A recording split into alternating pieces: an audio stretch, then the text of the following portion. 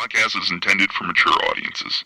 The views and opinions expressed are those of the panelists and do not reflect in any way those of the podcast partners, sponsors, or affiliates. Enjoy. Hi, this is Michael Buffer, and you're listening to the voice of the people. Let's get ready for Boxing Voice. Hey, Daddy, this a dollar beat. ThaBoxingvoice.com. No matter what nobody say, man. Spirit, can't nobody fuck with me, man. You know, I can't be fucked with, you know. Dollar D Beyonce Productions. Whether you pay to see me win, or you pay to see me lose, you're gonna pay. Fuck it, your kids still gotta eat. I don't have to watch, you know, any footage of a fighter. I mean, because I'm Floyd Mayweather, everybody gotta watch me. I knew eventually I was gonna have to fight Oscar over. I feel like he was straight up and down, no special effects. ThaBoxingvoice.com. Canelo had the biggest deal. Your deal is for 300 million, and I made 350 million just in one fight. And you're fighting on the app. ThaBoxingvoice.com. I'm a king, okay? I eat a feast. Every time I eat a feast. And when I get up from the table, I don't give a fuck who get the leftovers. At the end of the day, follow my green print. Dollar D Beyonce Productions. ThaBoxingvoice.com. Ain't no other sight in the game to see the boxing voice.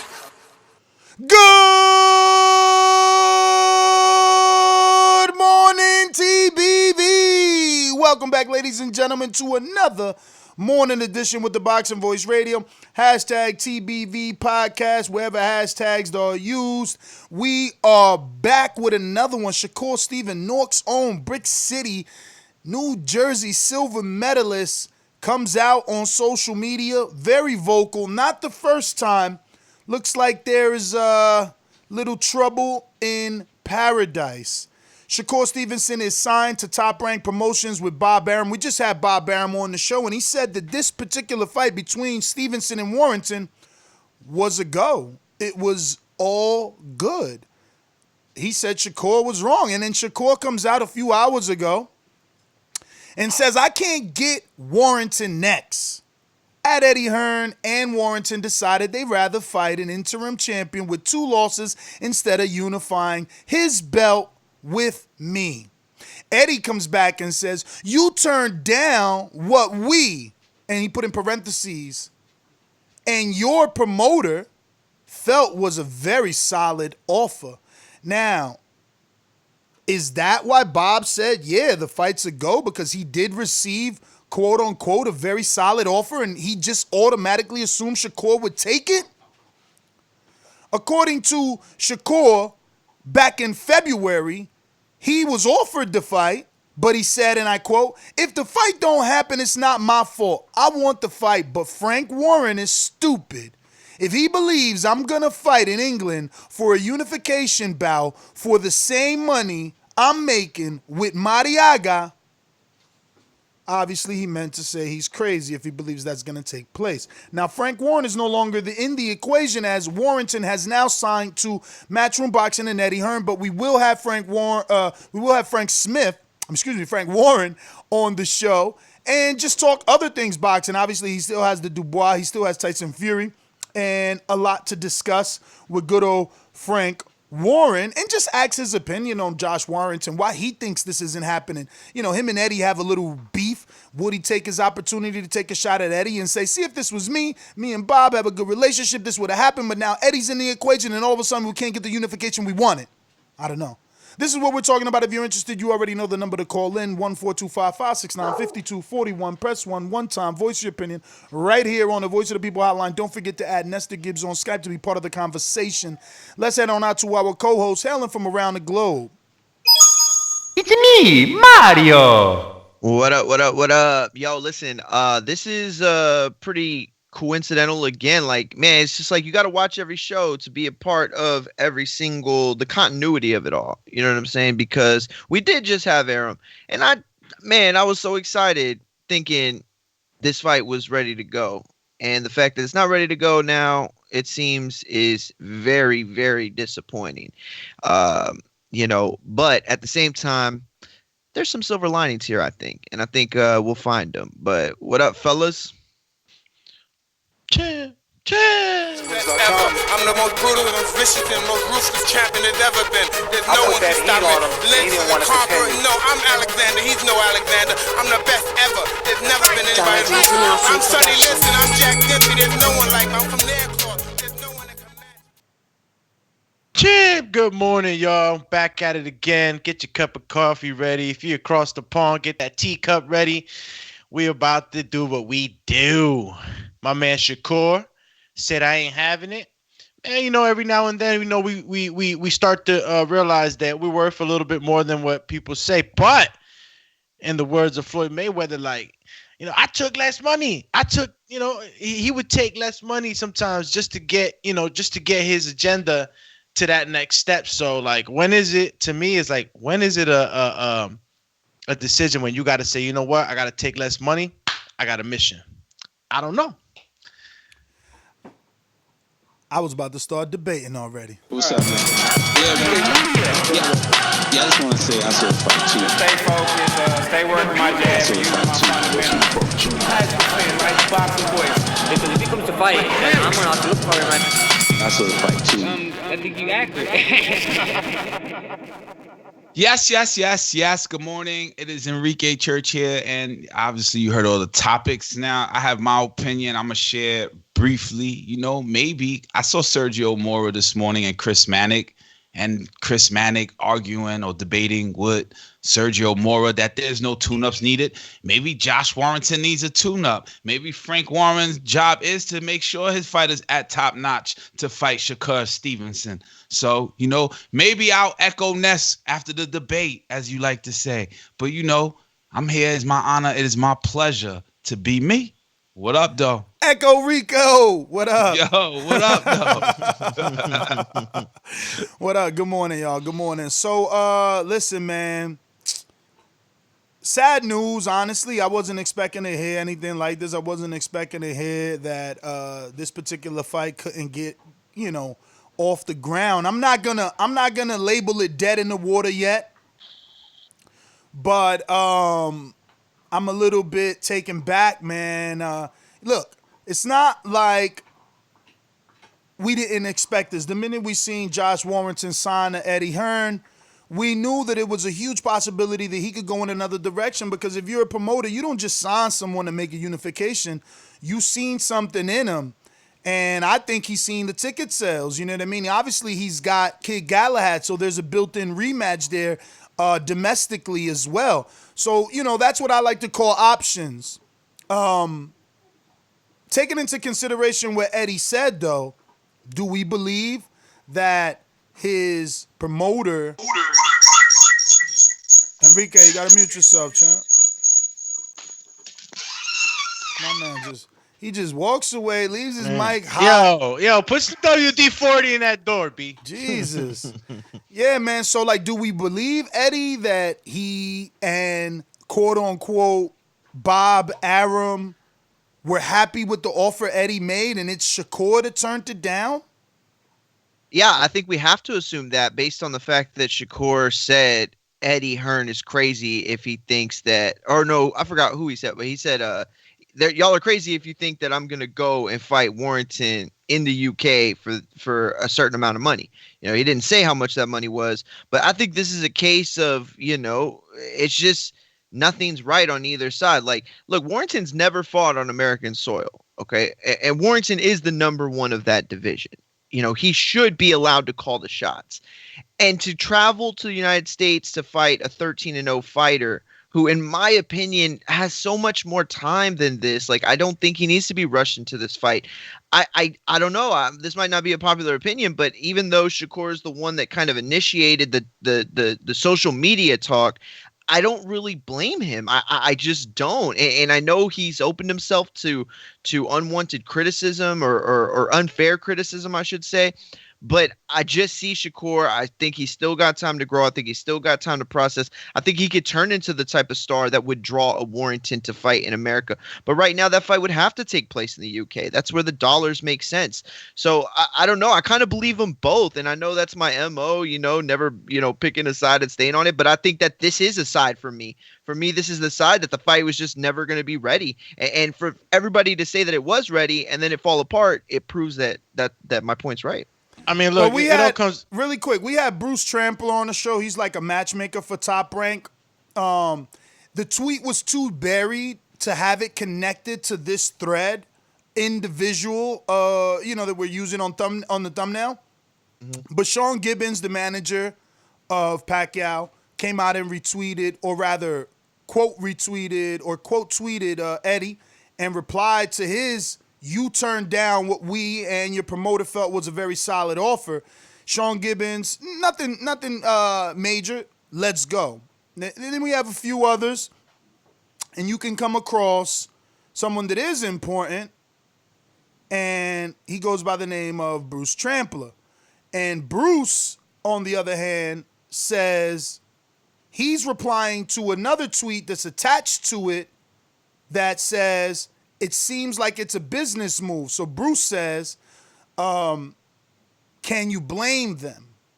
Can you blame them? So Spectator is replying to Eddie Hearn, and he says, "Sounds like a business move." And then he got like a nice little gif of Debo, basically saying Eddie and Warrington trying to be Debo. And it says, "Nice little business move." Bruce Trampler, Top Rank's matchmaker, comes out and says, "Can you blame them?" I'm going to assume the "can you blame" is, why not try to strong arm Top Rank and Shakur? You're losing. You have to get as much as you can while you still can. Yeah, you basically said what I was gonna say, Ness. That's what it's coming down to. It's pretty savvy on Eddie's part. I got an investment. It's risky business. Shakur Stevenson is well known as somebody that, for his age, is, has superior skills. And it's a dangerous fight. So it's like, why am I gonna go ahead and make the fight and risk my investments? Lifespan, you know what I'm saying, in riding that horse that he's riding right now in that championship. So yeah, what do?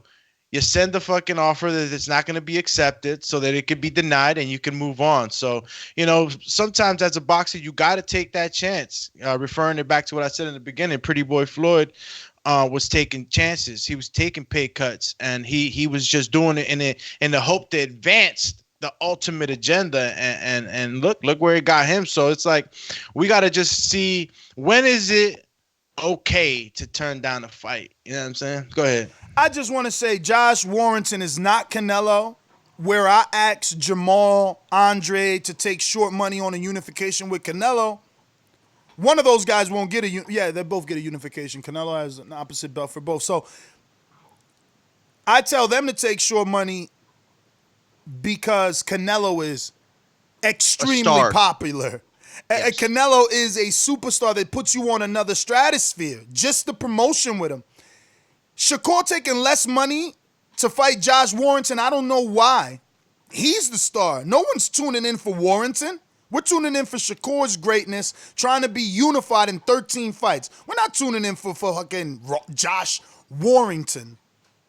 Maybe, can I say something? I want to say something. Real quick, let me just, 10 seconds. I'll say this, though. Warrington is bigger there than Shakur is here. So you got to keep that in mind. Go ahead. Wait a minute. Now I got to echo that. He opened the door, man. Come on. What are you basing that off? Get off. Yeah, let Enrique get off because you dropped that little fart. I gotta echo that, because I was gonna say maybe that's where the negotiation is stuck at. Well, come to my place, I'm a star, and then Shakur's like, come to my spot, I'm a star. There's that battle. That's listen. Nobody's Shakur only going over there. Shakur only going over there because Warrington ain't coming over here. Warrington never fought in America. He should be dying to fight in America, just like every other UK fighter verbally says it out their mouth. It's a dream of mine to fight in America. That's the mecca of boxing. You gonna tell me you got the opportunity to fight in Las Vegas for 2 belts with the one of the biggest, most synonymous promoters in the world? and you rather go fight in Leeds with 30,000 where the tickets are less, maybe 50% less.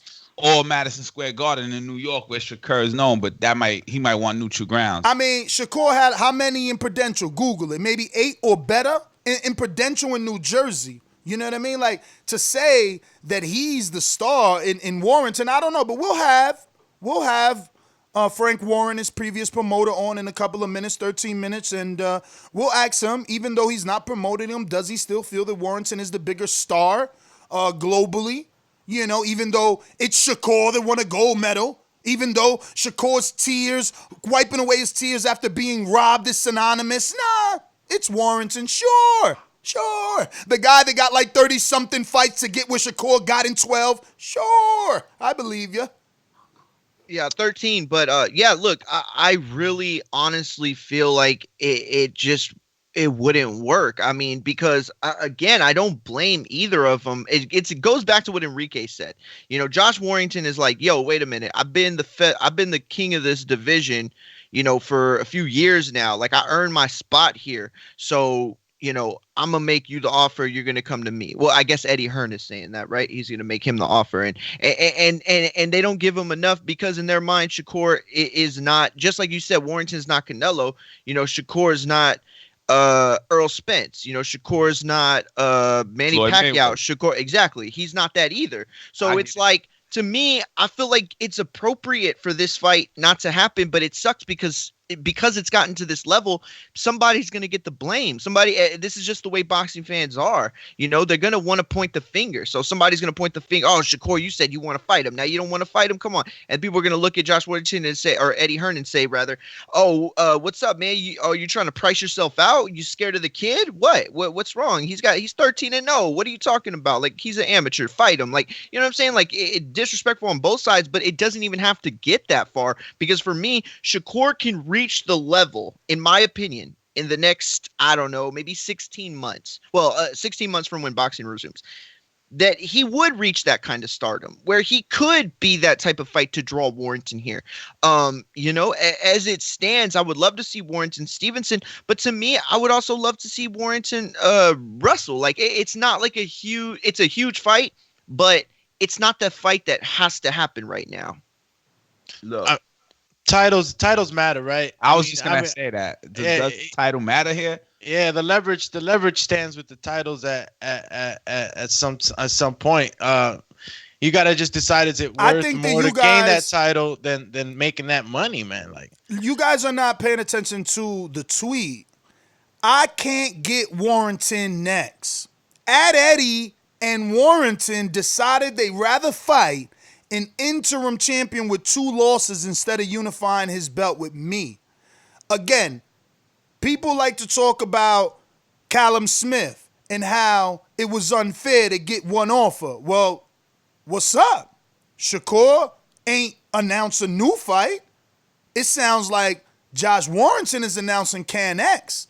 Yeah, they running. Why can't we negotiate? Why can't we negotiate? Go back to what Bob said.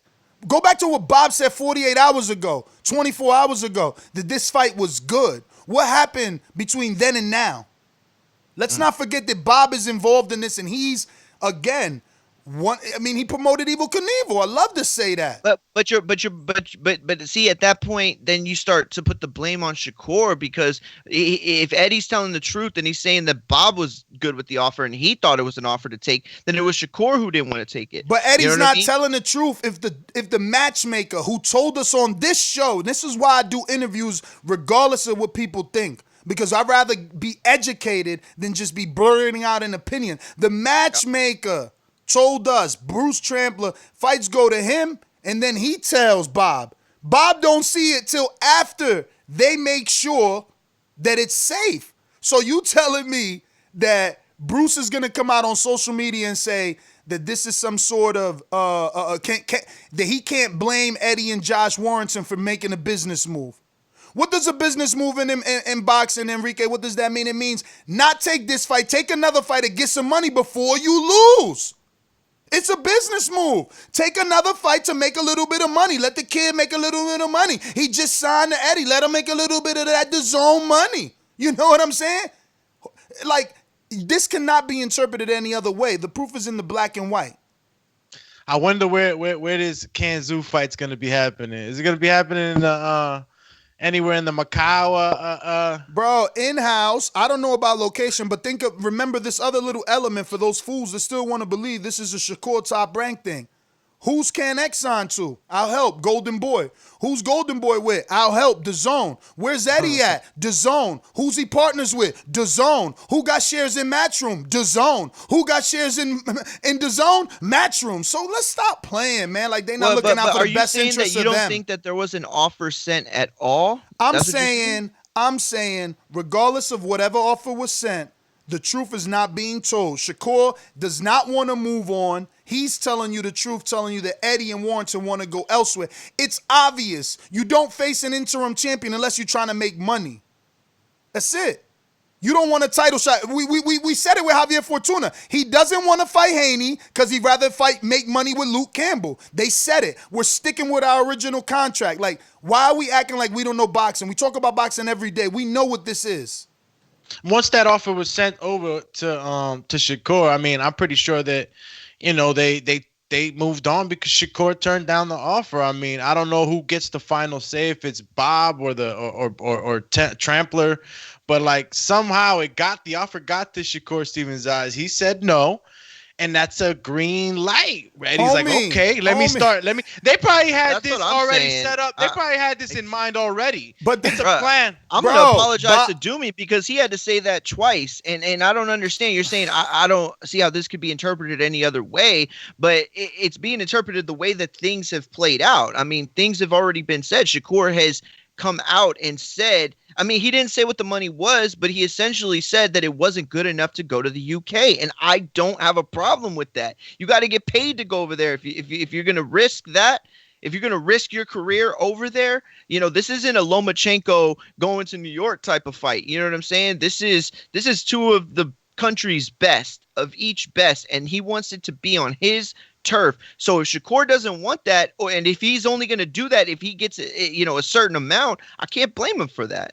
Yo, I'm gonna go with Josh Warrington's defense right now. Shakur says, "Why would I go and travel and fight you for the same or less money if I could fight Mariaga?" Right? Exactly. But Josh Warrington's response, "Well, why fight you and then secretly and risk the loss when I could make money with Kanzu and then fight you and be richer?" Exactly. You know? And that's exactly what I just said. That's what the business move is. That's the business all move. All right, so then to say that Shakur turned down an offer is, you just answered it. That's the business move. Who are the two people making the business move? Can X and Warrington and Eddie, not Shakur. Shakur hasn't announced another fight. Shakur isn't getting some other check with an easy fighter. It's not just another defense on his record. Like, whatever. I mean, I guess not. I guess you don't get it. I mean, turn down initial offer? Is that what you want me to say instead of just turning down an offer? I gave you 2 tweets, man. This tweet right here is from February 9th, bro. February 9th, Shakur's already proclaiming to the world that if the fight don't happen, it's Frank Warren. You know what I'm saying? If the fight don't happen, it's them. Because he ain't going over there to fight Josh in another country for the same amount of money he's getting to fight in New York City versus Mariaga, who's a tune-up. Like, they've been playing hardball because they don't really want to unify. Don't you get it? Absolutely. If That's you're exactly a promoter, what we're saying. if you're a promoter, you don't want to automatically put Josh Warrington in the toughest test of his career when you just signed him. You need to walk him around the park a few times. I 100% understand, and I 100% agree with you. Perfect. So the only thing that I'm having issues with is what is the offer then if it's not accepted? Did he price himself out? Absolutely. But to say that, you know, there wasn't an offer when Shakur clearly made a statement that there seemed to be an offer, whether it was a bullshit offer or not, you know, that's, you know, not what I'm trying to say. Champ, you lost us, man, because I don't know anybody that and your promoter. Wait, let Doomy get off. Let Doomy get off. Just going to read what Eddie Hearn tweeted back. He said, "You turned down what we and your promoter felt was a very solid offer. So I'm guessing, Bob saw the offer. He knew that Shakur saw the offer. Shakur said no. So he said no. They moved on, and it's like no one to blame, in my opinion. I think they both Bruh, have you their guys are reasons for fucking not retarded, fighting. man. I'm gonna move on to the callers. You guys are crazy. You're crazy. Look, I don't explain my Shakur Exactly, saw the offer. Explain why it goes to name calling Enrique, in Shakur saw. Because you don't let me talk. You've said your point. You've said your point. Yeah, exactly. You've said your point. Then when I was then when I was trying to talk to debate something, you said no. Let Doomy go. Then Doomy went. You kept talking. Here he goes again. Listen, it's all good, bro. It's all good, bro. Whatever. Bruce Trampler's in the social media on the same thread saying that they're making a business move, but you guys are still saying that Shakur turned down the offer because Eddie said so. Like, you're not saying, well, let me finish. You're not saying, well, maybe Eddie's lying. Maybe Eddie's telling the truth. No, Shakur turned down the offer because that's what Eddie said in his tweet. That's what the both of you are saying. Would you tweet back if Eddie was lying? If you're Shakur, would you say stop lying? Stop lying. You ain't throw me an offer. I mean, come on, man. We're not gonna get into wait a minute. What ifs? So wait a minute. So let me ask you a question. Let me ask you. So because I didn't reply back to you, it makes it true in your eyes. I just want to understand you. I want to understand you. If you're going with the same thought process that you're going by, exactly. It's the same thing. That's the exact same thing. You're interpreting Bruce Trampler. Real quick, you're interpreting Bruce Trampler, his tweet, which was what, 4 words?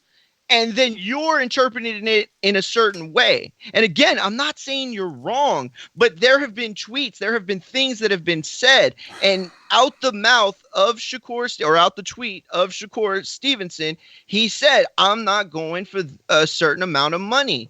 You know what I'm saying? Like, what does that mean to you? I don't understand. Wait, first of all, hold on. Let me clarify something because he's trying to lie. All right, he's bringing up Shakur's tweet out of context from February 9th with another promoter.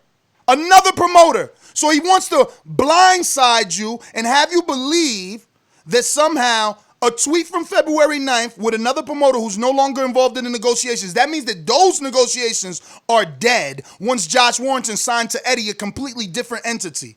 But no, he's saying, oh no, look, he said this words. Come on, man. I'm going to go get Frank because I'm tired of your guys' fucking ridiculousness. I'm gonna put a 30-second clock on and just Mario, what are you arguing? Because I'm lost. Okay, all I'm saying is that this is what I think happened. Just like we don't know, just like Ness doesn't know. This is what I think happened. I think that this fight was very close to getting made between the people that make the fights. You know, Bob Arum, at the time Frank Warren, now Eddie Hearn. Okay, and the offer that was sent to Warrington, to Shakur, wasn't good enough to fight in the UK. That's it. It's simple. Nobody to blame. Okay, and now do me 30 seconds. What do you want me to say, Enrique? What is this? Right now, because it became this rubber match of who's right and wrong. So, well, that's the thing. Like, we got to hold up. So Mario just said Shakur, there's nobody to blame. He just turned down the offer. So, what are you saying? 30 seconds. What am I saying? What I've been saying. He was with Frank Warren before. And now he's with Eddie Hearn. Whether he was Frank or Eddie, he's with Eddie now. And what I'm looking at is the last tweet, April 21, 2020. He said, I can't get Warrington next. Eddie Hearn and Warrington decided they'd rather fight an interim champion with 2 losses instead of unifying his belt with me. Eddie Hearn replies, you turned down what we and your promoter felt was a very solid offer. So it's like, I'm stuck on that. Like, did Shakur really turn down an offer that was offered to him? That was, what promoters was that don't offer? Lie. He's stuck on that. Yeah. What exactly happened that made the fight not happen? Right. Was it So Shakur's decision to say, "Hey, I'm valuing myself at a higher, a price, and I want to get paid more to go out there"? So it's like, and Ness mentioned Bruce Trampler, and so did Mario. So what's the Bruce Trampler in it, Ness? What's his input if he's listening? He's getting Frank then on. Mario. Go ahead, hold up. We got our next guest. All right, guys, I bring you good news. We are back with a promoter for Queensberry Promotions, world-renowned, Frank Warren. Frank, how are you? Good afternoon in the UK. How is COVID treating you, man? Hope you and your family are staying safe and healthy during these definitely tragic times. Well, thank you very much. I'm okay. My family, touch wood, are healthy and well. I did lose one of my best friends last week to the virus, which was a terrible tragedy for him and his family. And I hope that you guys, all your families, are all well, and also all your listeners are well. Well, thank you, Frank, and my condolences to you and your family for your loss. I hate that you had to go that route. Now it kind of feels selfish of me to want to interview you during this time. But I'll tell you, we've brought you on to discuss our morning topic with a previous fighter of yours in Josh Warrington. There's been a lot of back and forth on social media between Shakur Stevenson and Eddie Hearn. And Shakur came out a few hours ago and said, I can't get the Warrington fight next. Eddie Hearn and Warrington decided they'd rather fight an interim champion with 2 losses instead of unifying his belts with me. Now, you've had some negotiations, obviously, with Shakur and his team. What do you think is going on, and why can't we get this unification straight out of COVID? I've got no idea. I don't know what's happening at the moment. All I know is we tried very hard, and Bob Arum and I were quite close to an agreement on it, and then Josh and I parted company. So that's how it was left. But, we were very close, Bob and I, to getting it over the line. Now, do you think that this is just typical of any promoter that acquires a new asset? Why not give him his walk around the park, his victory lap versus CanX that isn't necessarily considered on the level of a Shakur Stevenson? I've got no idea, but all I know is the thing about this is that we don't deal with the fighters, we deal with the managers. So as far as dealing with in Stevenson's case, we're dealing with his promoter. So you can only speak to the promoter, his respective promoter, which was Bob, and we come to an understanding the fight was going to happen. And then I was seeing lots of posts being made, but I don't take a lot of notice of that. And I see he made a couple of complaints about he was talking about he needed more money and so forth, but we all need more money. But now, the way the world is, everybody's got to be grateful for what they get, because this world's changed now, big time. Hey, Frank, Mario Munguia here. So let me ask you, you said that the negotiations were close with you and Bob had, reiterated the same type of sentiments. So were y'all far along enough that y'all had decided the fight was going to happen in the UK? Yeah, that's where we wanted to do it. We were quite down that road. We were looking at doing it at Leeds United Football Ground, where Josh had fought before, and that's where we got to. Hey, Frank, it's Alex here. Just wanted to ask, not alluding to this specific fight, but just going back to the Dubois and Joe Joyce back and forth that I've been seeing on the press conferences. How much fun have you been having as a promoter promoting this fight? It's been, for me, it's a fight. As a fight fan more than anything, it's a fight that I was really, really looking forward to. Two guys at this stage of their careers getting it on in the heavyweight division doesn't normally happen. We managed to get it together. They both wanted it, and as I say, it was something that both I and the nigh-on sellout crowd. We only had 1,000 tickets left to sell before we moved it back to July. We were all looking forward to it. It's a highly anticipated event here in the UK, and I know quite a few boxing people in the States were looking forward to it too.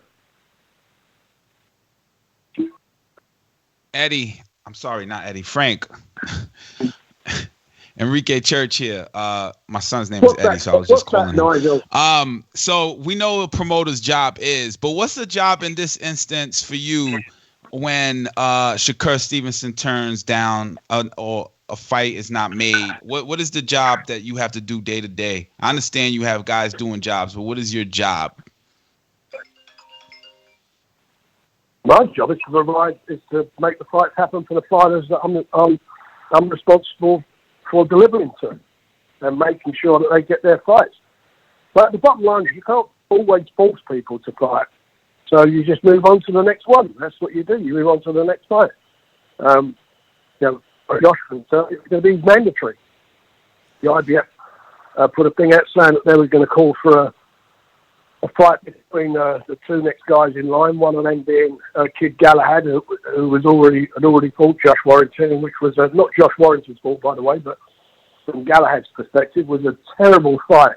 Galahad just come to survive, and who wanted to see that again? I certainly didn't. I had no interest in promoting that fight.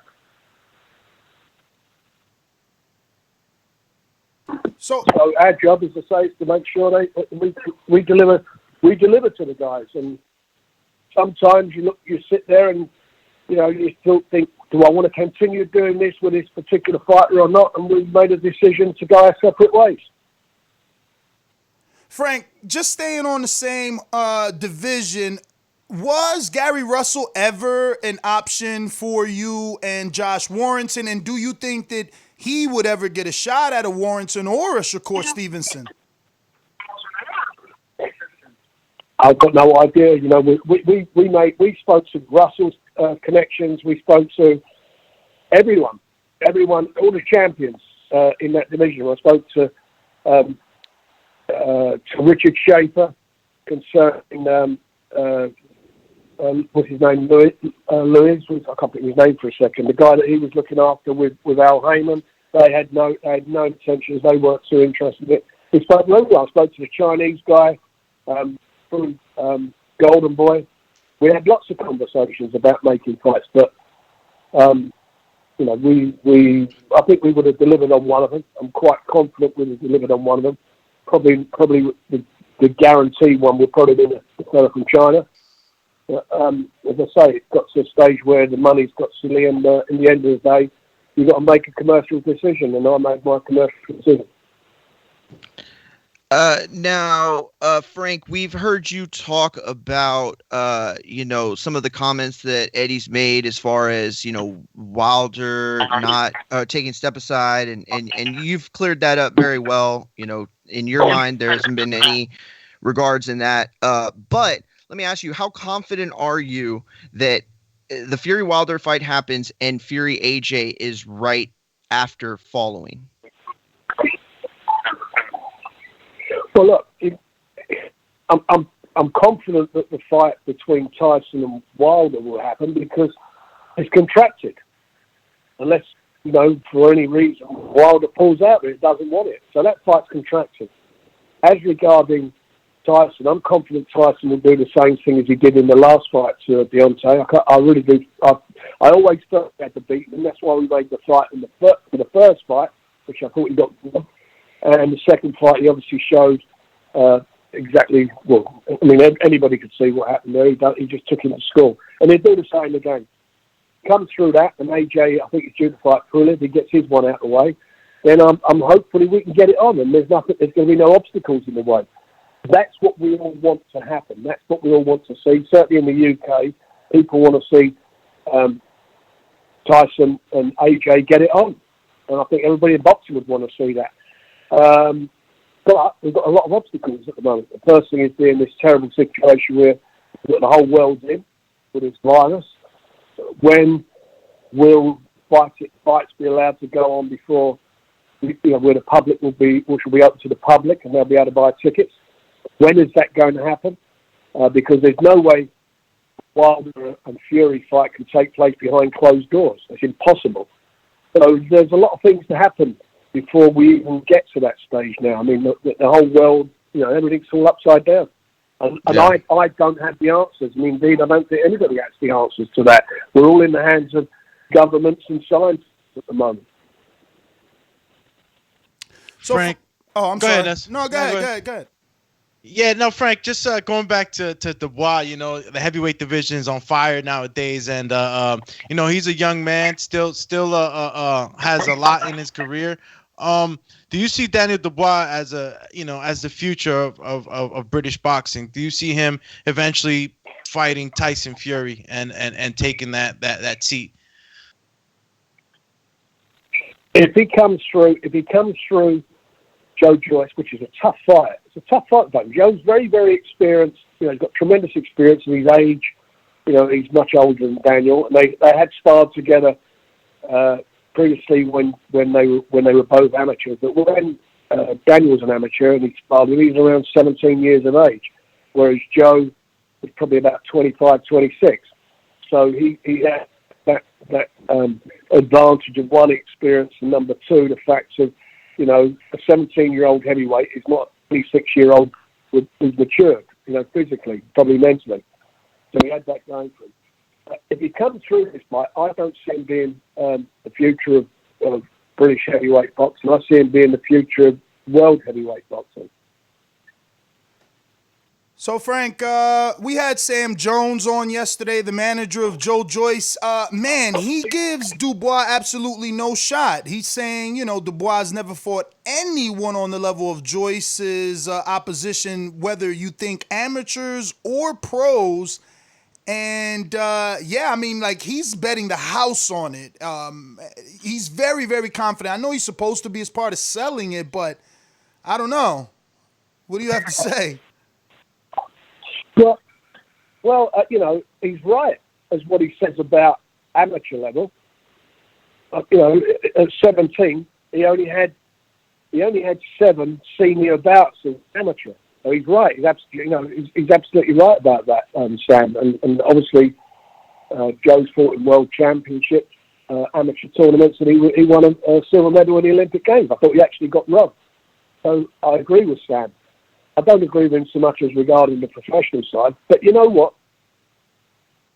Sam has got to do a job which he does, and he does a great job for his guy. He's certainly never short of a few words to say and so forth. But we can only speak of our experiences. In my experience, and I like to think I've got a bit of experience in this business, I think that Daniel has the beat in it. It's a tough fight. I think he's got the beat in him. I think Daniel is really hot at the moment. It's just a shame what's happened to the world, which obviously has affected the boxing, because now they're going to be, both of them are going to be seen out in a ring for a while, and I'd prefer them to be, both of them to be more active. And this fight was, supposed to take place a couple of weeks ago. So let's one thing's for sure, we're going to find out when they eventually get in the ring and they face up with each other. We will see who's right and who's wrong. And as I say, Daniel's got Sam's opinion. I got mine. At the end of the day, the boxers are going to do, their fists are going to do the talking, and I believe that Daniel will be the victor. So, Frank, I want to ask, is it difficult for you, because I watch you create champions? We got that phrase is thrown around in boxing a lot, but you had Josh and you brought him to the heights that he was at. You made him, I guess, marketable, and the commodity that he is. You've done that for Fury. You've done that for Dubois, Billy Joe. The names are endless. Is it frustrating to watch a guy like Eddie come and just take a Billy Joe, take a Warrington, and many think it's gonna happen with Dubois. They're just waiting for it. It just seems that Fury is so loyal, but people are expecting the same to happen with a guy like Dubois. How do you conduct business and remain sane, knowing that your competition are, I guess, acting like vultures? Well, let's put that into perspective and get it, factually correct. Billy Joe Saunders and Billy Joe couldn't have gone anywhere because he was contracted. He has a contract. I made a commercial decision. My decision was at that time, after having after looking back on what he'd done as a fighter, done everything. He turned professional in me. I took him all the way through. He won a world title. He had to vacate his title because of the problems he had in Massachusetts with the way with their findings on their drug charges. There was a lot of other stuff going on, which we're all aware of, with the videos that he did, which made it very difficult for me to get the momentum going. with his career. He had a great win against the guy up in Canada. It was a fabulous win. I thought he frightened I think he frightened off at that time, the fight with Canelo and against Lemieux. And it got to a stage where when we did get him back, I had to give him a fight, which he came in very much overweight. I then moved him up he got into a mandatory position and he got his title back, done well, won the super middleweight title. And then we sat down, and some of the things that he was saying I didn't agree with, and I made a commercial decision. No one come in and took him or anything. I said, this is how it is. I've done as much as I can do at the moment, and this is what, if you want to try it somewhere else, then this is what it's going to cost to buy your contract out. And that's what happened. I said, go away, find the money and do it. At that stage, had made my mind up that I'd come to the end of the road. I wished him well. I liked Bill. I wished him well. And here we are. I know we've got this epidemic, because of this pandemic, but I don't even know if his fight would have taken place with Canelo by now. Who knows? But it's nearly a year since he won the super middleweight title. As regarding Josh Warrington, our contract came to an end. It ended, and we spoke, and I did not, as I mentioned earlier, I had no intention when the IBF put that out that he had to fight.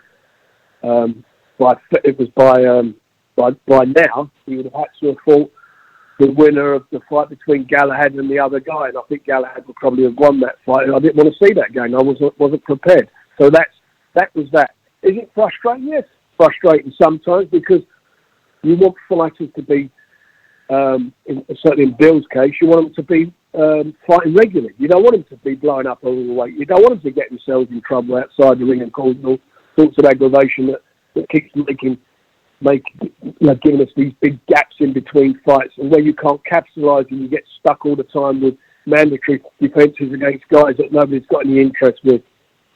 Who wants them? I certainly did not want to be in that position with that again, so we made our decision there. And Josh, he was with Hearn before he was with me for quite a few fights, but they couldn't do anything with him.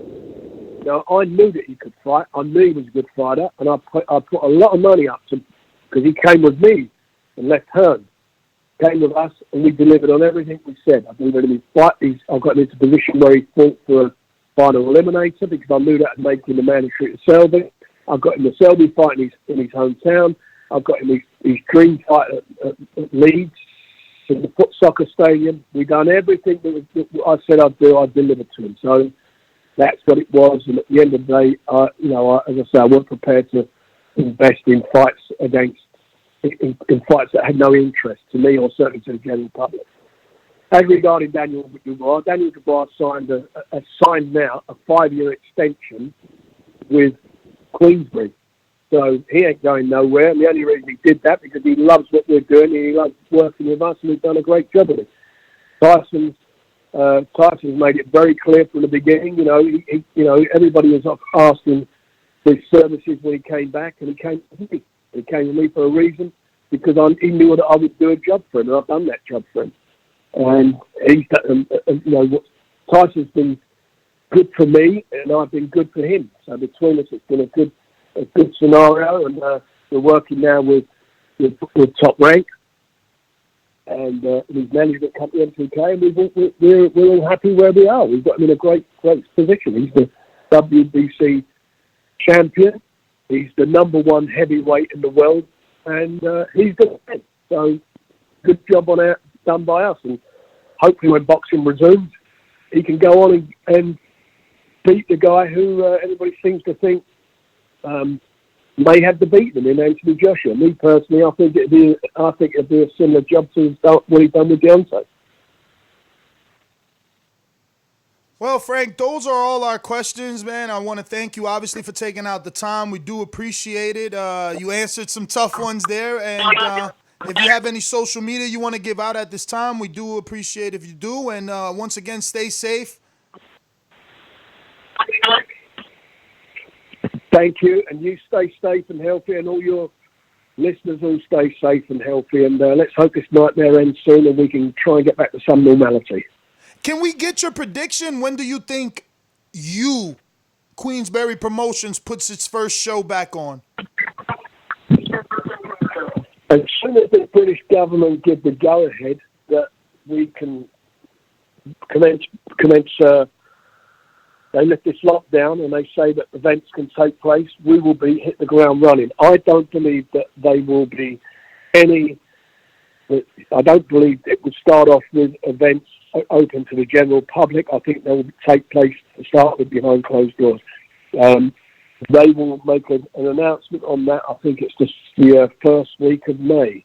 So we'll see where we are and what they decide to do. But in this country, soccer, as you call it, we call it football, horse racing and rugby and various other sports are all in a position where as soon as they get the green ready to go, and we'll be in the same position, I hope. All right. Well, Frank, man, thank you once again for your time. There you have it, ladies and gentlemen. Well-renowned promoter, Frank Warren out of the UK. Thank you once again. Yeah, man, I hope you guys enjoyed that interview. Impromptu interview. Yeah, absolutely. Because, I didn't plan it. Sometimes, we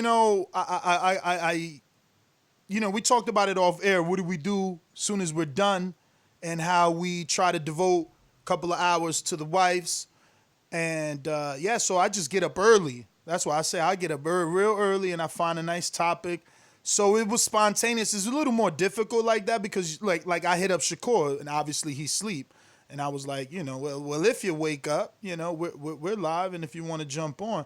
But it becomes a little more difficult like that, obviously, because of that. But at the same time, that's how you get the latest, whatever's out there, reaction. Because like yesterday. Yeah, like if we would have went with a topic from last night, this is the hot topic right now, in my opinion anyway, you know what I mean? Oh, you're right. You're absolutely right. I mean, that proves true, based on the debate. And plus, with having Frank on, it just, it shed a little light. Obviously, we couldn't get our big questions answered. And, it would have been unfair for us to assume we would have. But I think the one big takeaway for me is, he said him and Bob were very close to an offer. And it's hard for me to believe. Well, no, never mind. I'm not going to say that. I absolutely believe that, Eddie could have taken over and things could have gone, completely different. But, we are where we are. He didn't seem, I don't know, maybe it was just me, but he didn't seem very keen on talking about Warrington. Yeah. I mean, look, you're going to be sour. You're going to be sour because in his eyes, he said it, which I'm glad he came on because, you try to make it seem like Shakur was ducking to go to the UK. He smacked you in the face with the proper answer there. It's because we're hearing it from the horse's mouth. It's like, that's the best. Exactly. That's why these interviews are fucking fire. I mean, listen, you can get it from the horse's mouth and be 100% confident, but you can also gather information from history, man. Like, it doesn't make sense. Like, it's not Shakur with the tune-up. From the beginning, remember, Shakur wanted to fight him in March, and they no, we want to fight you in May. So Shakur's like, well, if we fighting in May, I'm getting the fight in between because I would have been out the ring 9 months. Like, they've been doing everything not to get the fight. Don't you get it? Like, there was a March date. They said, nah, let's fight in May. So then Shakur announces his tune-up, and then he announces he switched promoters. And then all of a sudden, the rumors become heavy about him and Can X. It's like, but whatever. So you think that there's a direct, and I'm not being sarcastic, please. I'm honestly asking you this question. Do you think that there is a correlation, you're saying that there is a correlation between him leaving Frank and not wanting to fight Shakur? Because to me, that makes sense. Absolutely. Listen, Eddie came to him same way that he went to Billy Joe. Like, Frank makes it sounds all nice, like business was done. Dog, when they buy you out your contract, where you think the money came from? It came from Eddie and Matchroom. You know what I'm saying? Billy Joe told him, look, I got the buyout. This is what it costs. No different than you going to your dealership or rather your bank and saying, how much do I owe on my car? Buy it out. Buy it out. And you walk away. So, again, if Eddie is interested in Josh,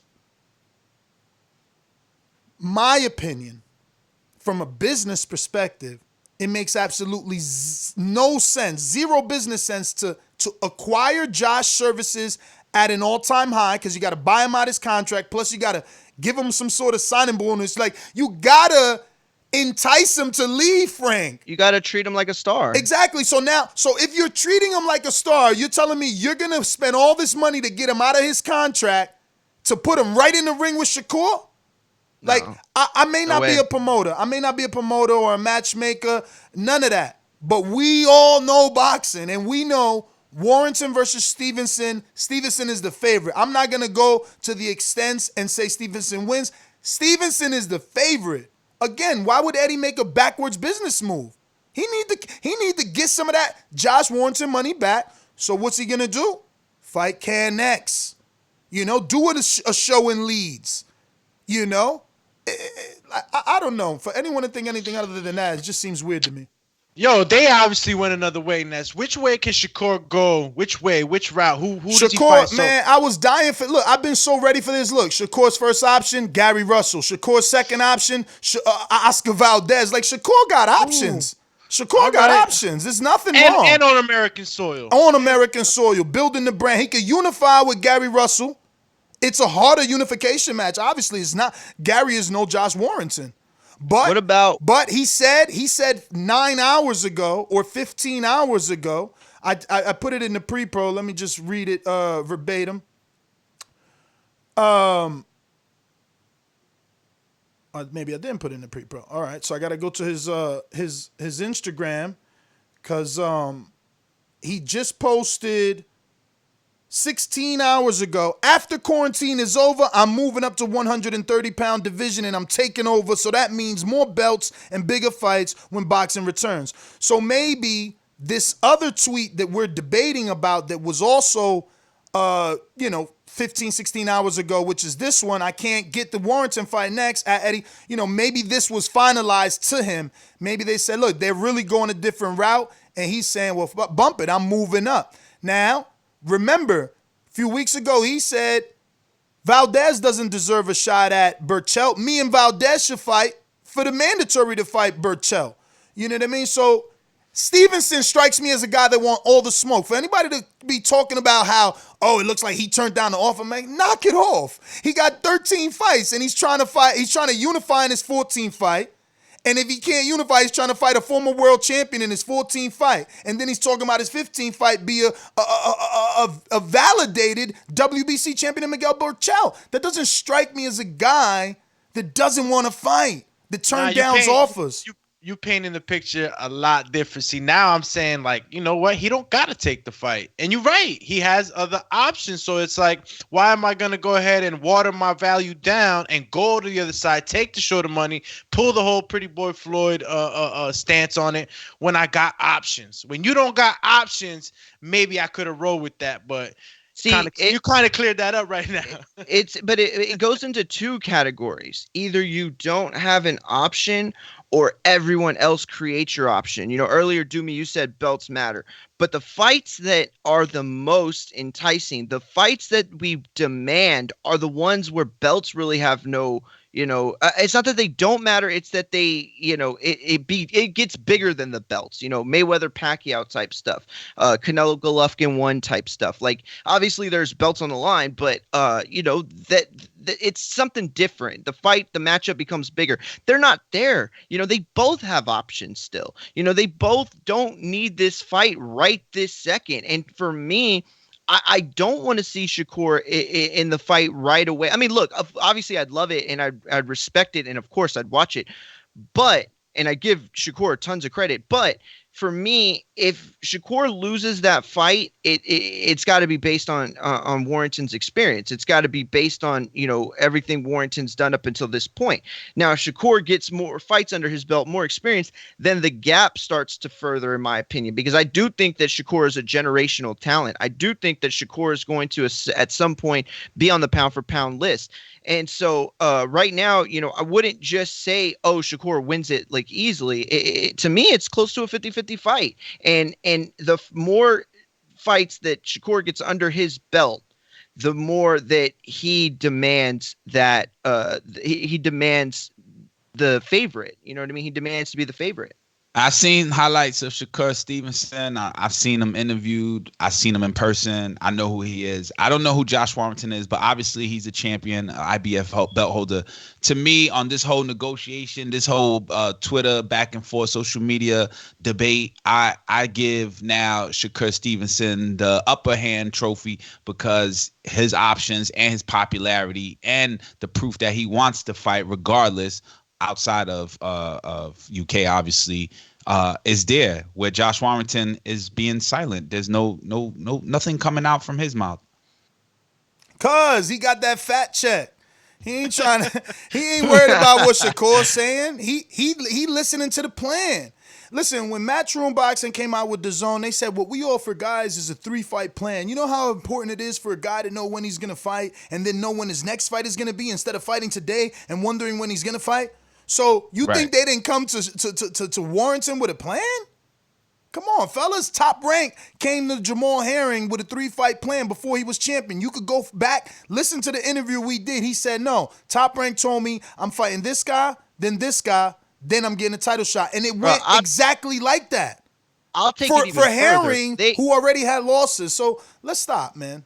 I'll take it even further. Okay. They had the plan before they had the plan. Like, there's a reason why he went to Eddie, you know what I'm saying? And I think Eddie had it mapped out, and he already, I don't know if I can assume that he knew that Josh would, end up back with him, but I think that, what is that? The plan? Preparedness is the plan before the plan not to fight Shakur Stevenson? Yes, absolutely. All right, so then Josh Warrington is ducking. See, that's the thing. I look, I don't know. That's what we label person that doesn't want to. I know, you're absolutely right. You're 100%. That's what people label, and everybody has their right to their opinion. To me, this isn't like a ducking situation. I think like it's a ducking situation in the sense that, he doesn't want the fight right now because he doesn't see he sees more lucrativeness in, taking other routes. Like Ness was saying, get paid. And then you get into those type of fights, but and Zucan is no slouch, by the way. He's definitely no Shakur, but Shakur kind of threw a little jab at him, like, they'd rather go over there and fight a guy with 2 losses. You know what I'm saying? Trying to throw it in there, like, but how good is Kanzu? Ness, you heard of this guy? Cash. I know you the Cash Mask. Like, nah, I never. Who the fuck is that guy, right? But what I do hear of is Josh Warrington coming up and a title holder. I thought you don't fight. I thought you all only fight in like top ranked, not no pun, but like top ranked fighters. You don't go below a certain ranking. Shit, like where is this guy? When you need to go for a little, money run, that's what you do. That's what you do. Why you think Canelo fought Liam Smith? Money run. Why you think he fought Rocky Fielding? Money run. Yeah, picking up the money. You know what I'm saying? You got to pick up money every now and then. Oh, Canelo, bag ski. Let me pick it up. Everybody does a money run, bruh. Everybody does a money run. Everybody. So why we hating on Maurice Lee then? Because he ain't. You can't be. Why can't we just say, that's a money run? Sugarcoat it. Hold on. No, because the A side gets the money run. You can't be a prospect. No, that's what I mean. Spence is his money run. Exactly. And I had I had that energy. I said he deserves a I think we call it a tune-up. I said he deserves a tune-up because of the accident. Yeah. But why you going backwards, I would call it a tune-up champion? As opposed to a money run. For me, like a money run would be like it's something still where a check. No, definitely it's still a check. But to me, it's like you can get paid. If you can get paid somewhere, get this big, Macau purse or this big, Middle East purse, then do it, and fight somebody, who's definitely ranked, How about this but not dangerous. How about this phrase? Instead of a tune-up, instead of a money run, Chris Mannix and Sergio Mora talking about Triple G not fighting Canelo says instead of a tune-up, they said a stay active fight. Maybe that's what Spence needs, a stay active fight. Or maybe that's what a lot of fighters are going to get in 2020, a stay active fight, not even a tune-up. I would agree. Josesito Lopez is a tune-up that can possibly flip to an upset, yes? Man, I don't know if I'd label him a tune-up quite yet, but I would say, though, you're right, Cash, in like 9 out of 10 times you're right with Spence specifically, though, coming off the accident, it's a little different. I don't know if it's a stay busy fight as much as it is, him proving to the people that he needs to prove to that he's ready. So Josh Warrington wants a tune-up and not a stay active fight is where I'm getting to.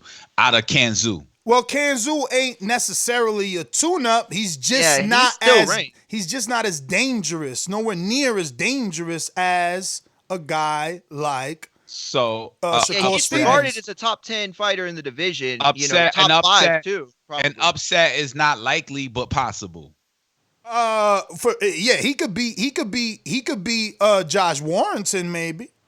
That's what I mean. I would say it's like a 75-25. Maybe like an 80-20. He got an upset. He got an upset not too long ago that really put him on the map. Which one was it, man? The Rojas fight? Toyota, Houston. 2000. Yeah, that sounds about. Oh yeah. Well, nah. I can't think of who else you were talking about. Let me see something. Wait, let me. But see, I'm not gonna lie. A lot of these names I'm not super familiar with. I mean, I'm gonna be you're right. Completely honest. You're right. I've seen him fight twice. You're right because the Rojas fight was for the vacant, or some sort of title. You know what I mean? Can X didn't have. He didn't have that title before. Oh, actually, it says he won the vacant. Yeah, he didn't have that world title. Secondary, interim title until that Rojas fight. But Rojas ain't that dude. Like he, you know what I mean? Don't get me wrong. He had a great fight with Joseph. I guess I can't get mad at Rojas. I mean, it's a significant win. It's an important win on his resume right now. But it's not like. It's only the most important win to me because I don't really know anybody else on his resume. Like, other than Robles. I got excited because I saw Monster. His alias is Monster. But I'm looking at the motherfucking the resume. It's all decisions. It's all decisions. Like, where's the Monster? He got 3 KOs and 18 wins. I'm being told by Rob that Can X will be elevated to super champion according to Eddie Hearn, who thinks that he's also going to be able to get the ring belt on the line for the fight versus Josh Warrington. I mean, because if you're elevated to super, then you become the real champ in the WBA, and now you're unifying versus the real champ in the IBF. So okay. So I mean, I just don't see how I get the logic. I don't see how the ring though overlooks Gary. You can't make Can X and Josh Warrington the number 1 in the division when Gary's been there longer than these dudes have even been freaking boxing. Like, it doesn't make any sense. That's what I'm saying. To me, the ring goes into effect when you can, without a doubt, say that it's like the number 1 and number 2 guy. That's to me when the ring gets in effect. Now, I'll be honest, and I do respect the ring belt, but it's gotten away from its roots a little bit over the last maybe 15 years or so, 10 years or so. But that said, look, I get the logic in unifying titles and what that means for the division, but I don't know. To have the ring belt on the line for that is a little suspect. Little sus. Yeah, that's brand new to me. The ring belt on the line. Yeah, I didn't hear nothing about that. Zero. Yeah, man, it's tons of Eddie interviews out here, man. Bruh, that man is on my notifications. He threw 1,562 punches his last fight. Can X did. So, excuse me, it should be Warrington. Warrington's the little machine. If anything, it was Warrington. Oh yeah. But let's get out to these callers. Let's get out to these callers. My final thoughts are, I do not believe that, according to Bob, who said he thought the deal was good. This was an interview we did 24 hours ago, maybe 48 hours ago. So this is coming out of left field. Seeing Bruce Trampler on social media saying, confirming that this was a business move. Seeing, the career of Shakur Stevenson and how quickly he's become a champion and all the names that he does call out. I'm going to ride with, he did not turn down this offer. I'm going to ride with Eddie Hearn and Josh Warrington had other plans, and they're choosing to go that other route. Nothing wrong with that. Just don't believe that Shakur Stevenson is at fault. I'm gonna run with Shakur Stevenson. Wants a big fight. He wants to claim a fame. He wants to stake his flag of champion in the boxing arena. So he's making a lot of noise to prove that using Josh Warrington's name. Yo, whoa, that sounds so bad. Using his name? Yeah, because Josh Warrington's a champion. Fighters use other fighters' names to get recognition. I'm not saying that he doesn't want to fight. He's faking it by saying, yo, Josh Warrington. He's like, fuck the plan, let's fight. Yeah, that's that's understandable. At it. Using his name. Use his name. Look, you say, don't you use Fortuna? That sounds bad. That sounds like trading people.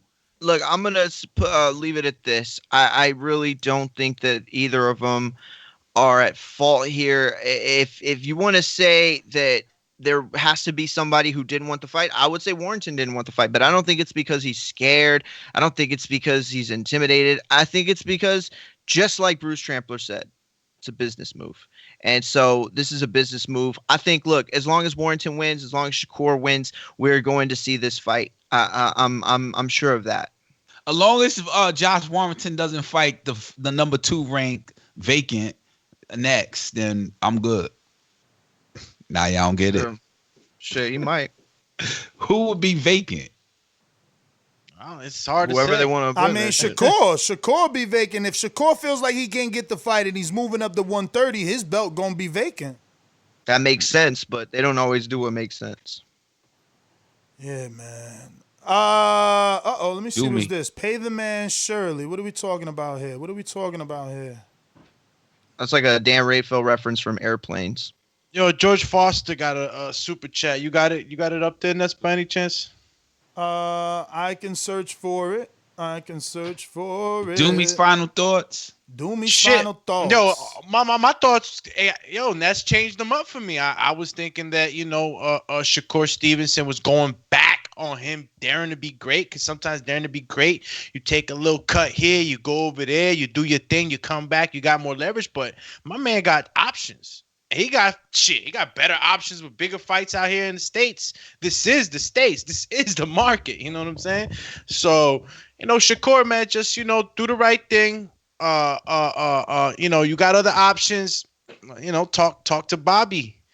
If they went right, you go left. Yo, George Foster with the energy. Josh is ducking, yet he's the only one sending offers? If Shakur, the paper champ, wants to fight, tell him to send an offer. I'm going to just say, we know Josh doesn't want to leave his home country. Why do you think Shakur had to go over there? Like, there's only one guy acting like a diva, and it's okay. He's defended his belt and been a champion longer than Shakur. What else do you want Shakur to do? Well, he can't send an offer. I mean, it's going back to what we said earlier, is that, Warrington setting himself up for another fight. And I get coronavirus season. I get that, nothing's final until it's final.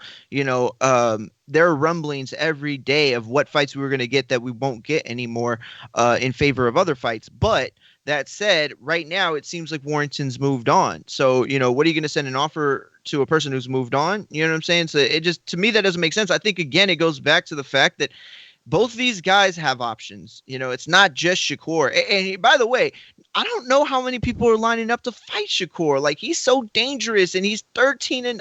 Like, you want to be that guy who lost to a 13-0 fighter? You know what I'm saying? Like, you don't want to be that guy. Exactly. You don't want to be the guy that because of you, history's been made. Because that's what Shakur was trying to do. Yep. If Shakur would have unified, he would have made history. He would have been the youngest champion in Unify in 13, 14 fights. So, that's what he was aiming for last time we had him on the show. But let's get out to these callers. Quick word from our sponsors.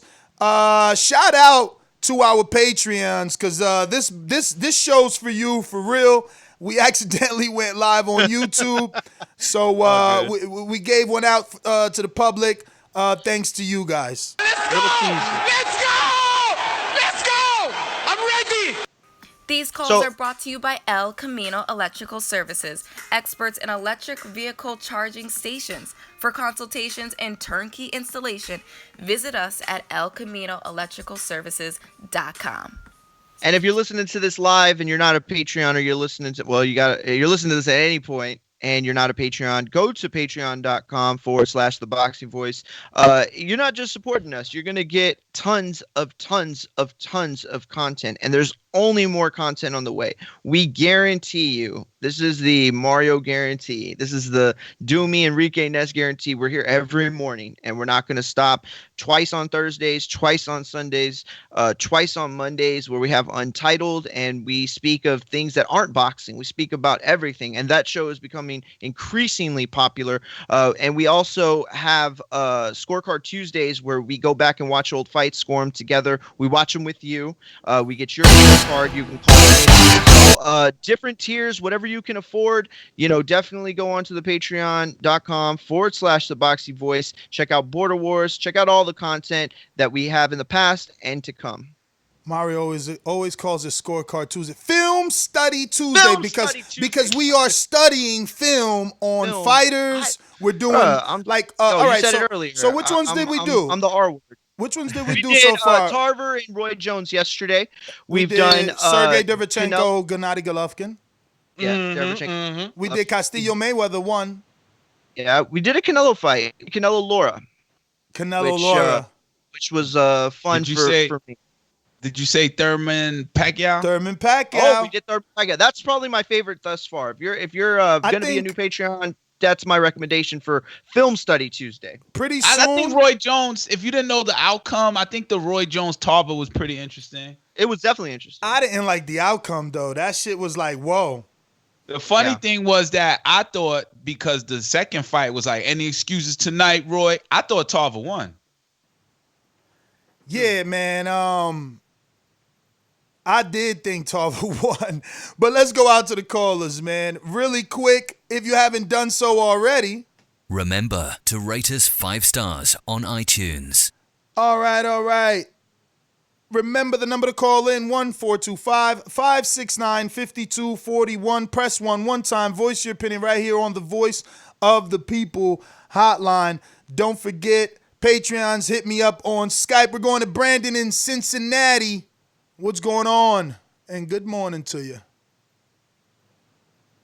Hey, good morning, fellas. Awesome show this morning. Ness, I gotta disagree with you on this one, my man. I think, these young cats let their social media followings and the fact that we get to, see them so early in their career nowadays, they begin to think, they worth more than they really are. I mean, Shakur Stevenson, he's popular amongst us, but monetarily, he isn't bringing in much revenue, money-wise yet. That ESPN fight, his last fight, peaked at like $500,000 when I looked it up. Those Prudential tickets that he had for his homecoming fight, the most expensive ticket was like $100. So he isn't a huge draw yet. So, man, he's got to win these belts and collect belts and whoop some ass before he starts trying to sit at the negotiation table and demand all this money. I mean, do I think he beats these guys? Yeah, I think he beats these cats. I think he beats the shit out of Josh Warrington. But at the end of the day, Josh Warrington, is a little more, far along in his career and is putting like 30,000 in, his hometown. So, like Shakur and these young guys, not just Shakur, a lot of these. Great call. Yeah, but that's why I was saying Shakur wants that smoke, and he's using Warrington to get to that top of that mountain, the name at least, for that attraction. He has well, that's why he's willing to go. Like, I don't know what Brandon wants him to do. He's already going to enemy territory. He's already, openly saying, I'm not the A side. I'm willing to go to your home country, to your backyard. Like, what more do you want? Like, he's saying he's priced himself out. At 13 fights, he's willing to do this. This isn't a guy that's telling his promoter, no, we could sell out Prudential. Put me in with any can, and we gonna freaking sell it out. No, he's trying to go to another country. Like, he is doing what you're asking him to do. It's just they know the smoke that he brings. Oops. Yeah, man. So let's see what we got. Getty, Harlem, what up? Yo, good morning, man. How y'all living? We're good, man. Good morning. Everything. Yeah, I don't really have too much on the topic because I don't really pay attention to that division. But I will add something to the conversation. I don't think that my last call when I decided to mention the 10 words synonymous to boxing. I don't know if that went across, but I'm more than willing to say them again. That's one is jab, two is discipline, three is integrity, four is business, five is sanctions, six is divisions, seven is champions, eight nationality, nine camp, and 10 is heart. The last time when I said it, I said jab twice. But I'm interested to hit some of the words. Some of the words that y'all have synonymous to boxing. Man, that's my call. I would say father, family, barbecue. Yeah, every fight we barbecue. Every fight. Okay, I'm getting it now. Let me see what else. Oh man, I could. It's hard to come with just one word. Like, yeah, I would say father, grandfather.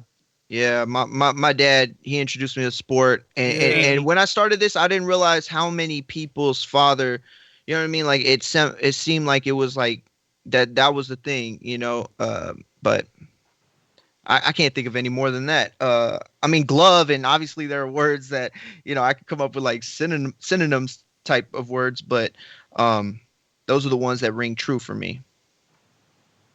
Yeah, man. Definitely father. Family. He said glove. That was funny. You're funny. That's new too, right? That's crazy. Yeah. Yo. I can't say barbecue. See, it's different. You out there where it's always sunny, warm and shit, man. So, I can't say barbecue. That's why I was like, barbecue. Oh yeah, Ness. Real quick on the super chat.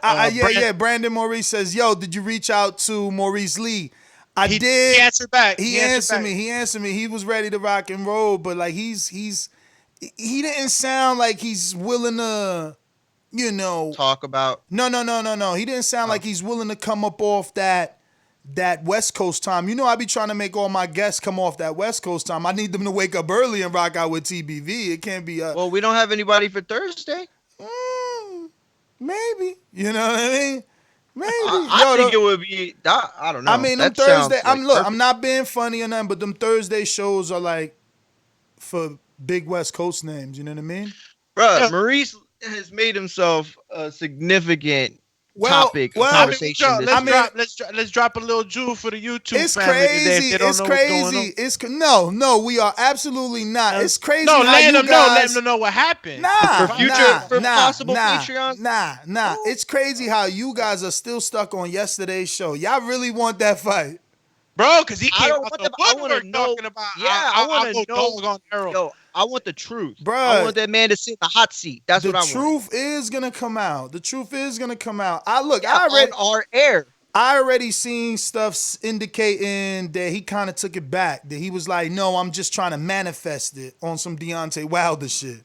So it would be great if we cleared that up for everybody. I hear you.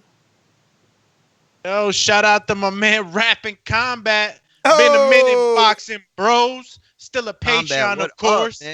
But dropping an accidental super chat for the hashtag accidental live. They don't believe me. Come on, man. That man needs to call in Freestyle Friday. He's a very clever, very smart guy. I'm sure he's got bars. Working, man. He's working behind the scenes. I actually had a conversation with him yesterday. Salute, Rapping Combat.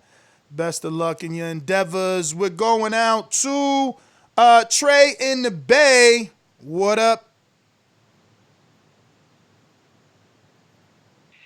Yeah, good morning. I missed a lot of the first half about so I don't know exactly what was going on. I kind of got a grasp. Well, you want me to bring you up to speed as fast as I can? Basically, Shakur comes out and says that Josh Warrington, he's not going to get that fight next, and Warrington and Eddie decided to go fight Can X for the interim belt, a guy that has 2 losses instead of unifying with Shakur. We have Frank Warren on, who says when he used to promote Warrington, they were very close to making that fight, but then Warrington signed to Eddie Hearn.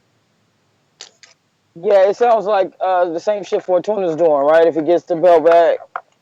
if Haney gets the belt back, he Exactly. still That's wants what to I fight. said. Very similar. You're absolutely right. That's He still exactly wants to what I fight said. Liam. I heard Mario saying it wasn't a duck, or I mean, I guess it just we know what they doing, man. They same old, same old. I guess we'll see the fight when we see the fight. That's my first call. All right. We're going out to California. Hey, somebody was about to say something. I felt like I was just gonna say Golovkin Ward. To me, that was a duck.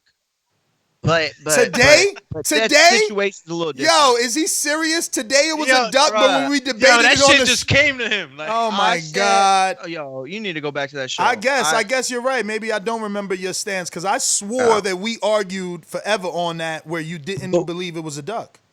No. I never said it wasn't a duck. What I said is that it was the same thing like you were saying where a man has the right to change his mind. That's all I was bringing up was that point. But it turned into a whole thing, so. Well, we agree way more than you think. Hey, they call you flip-floppy. They call you flip-floppy. Someone write this down. Today, he believes Gennady Duck Ward. I don't know. He's saying he also believed it the day we debated. I don't remember.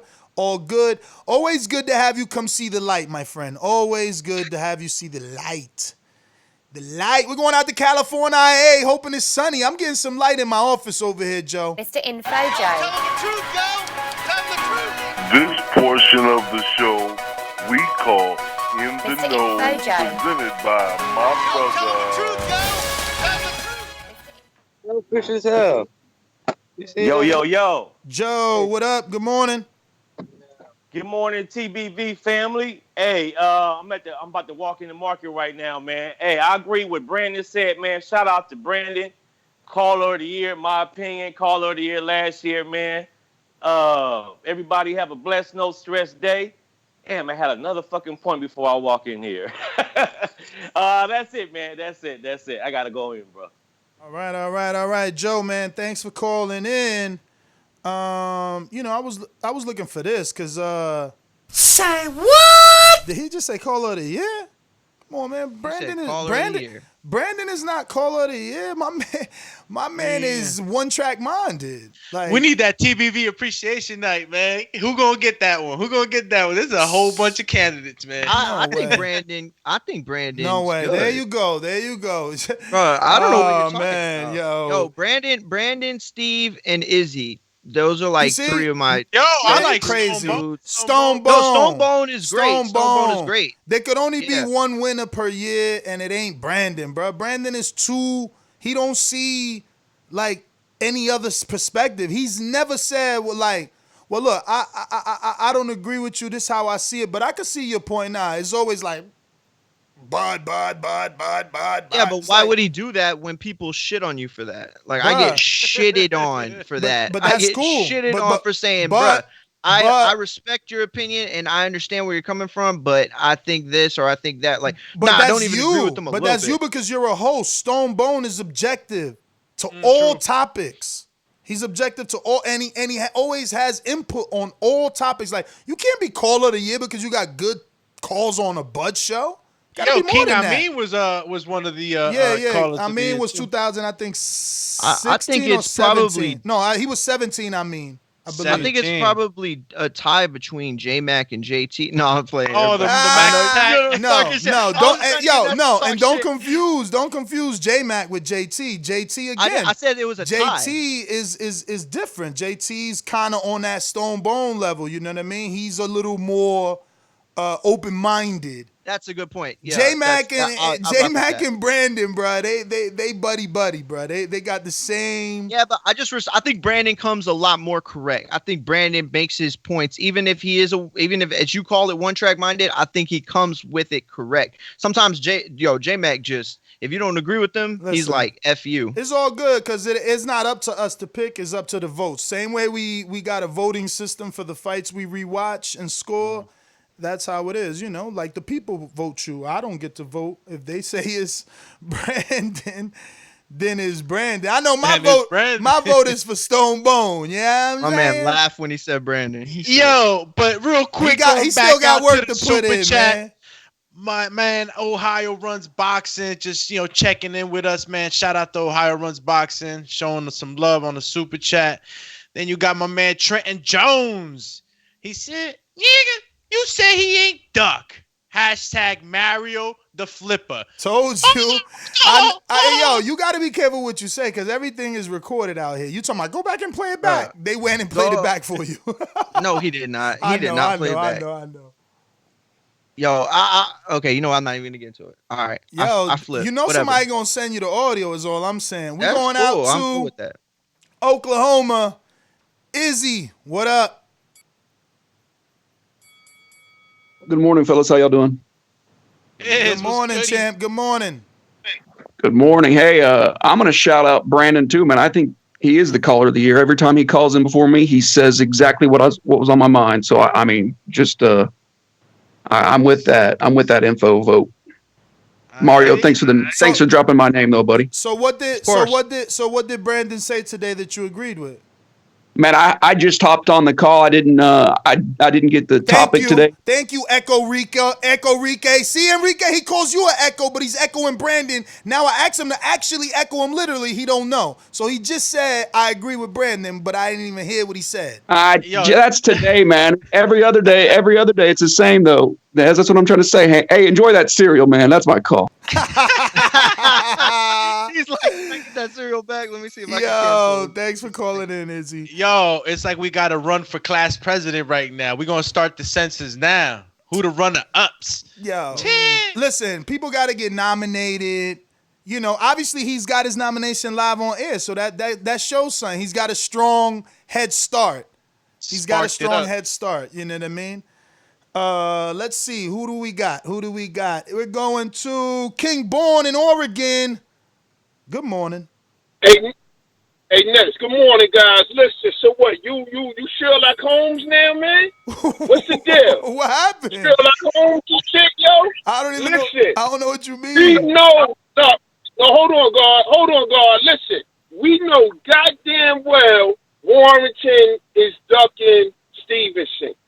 It's in, even a blind man could see that, yo.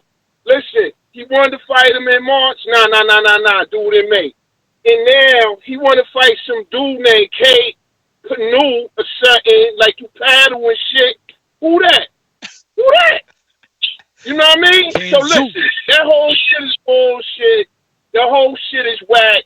All the callers know it. Like I said, you want your Sherlock Holmes shit to that, this morning, my brother.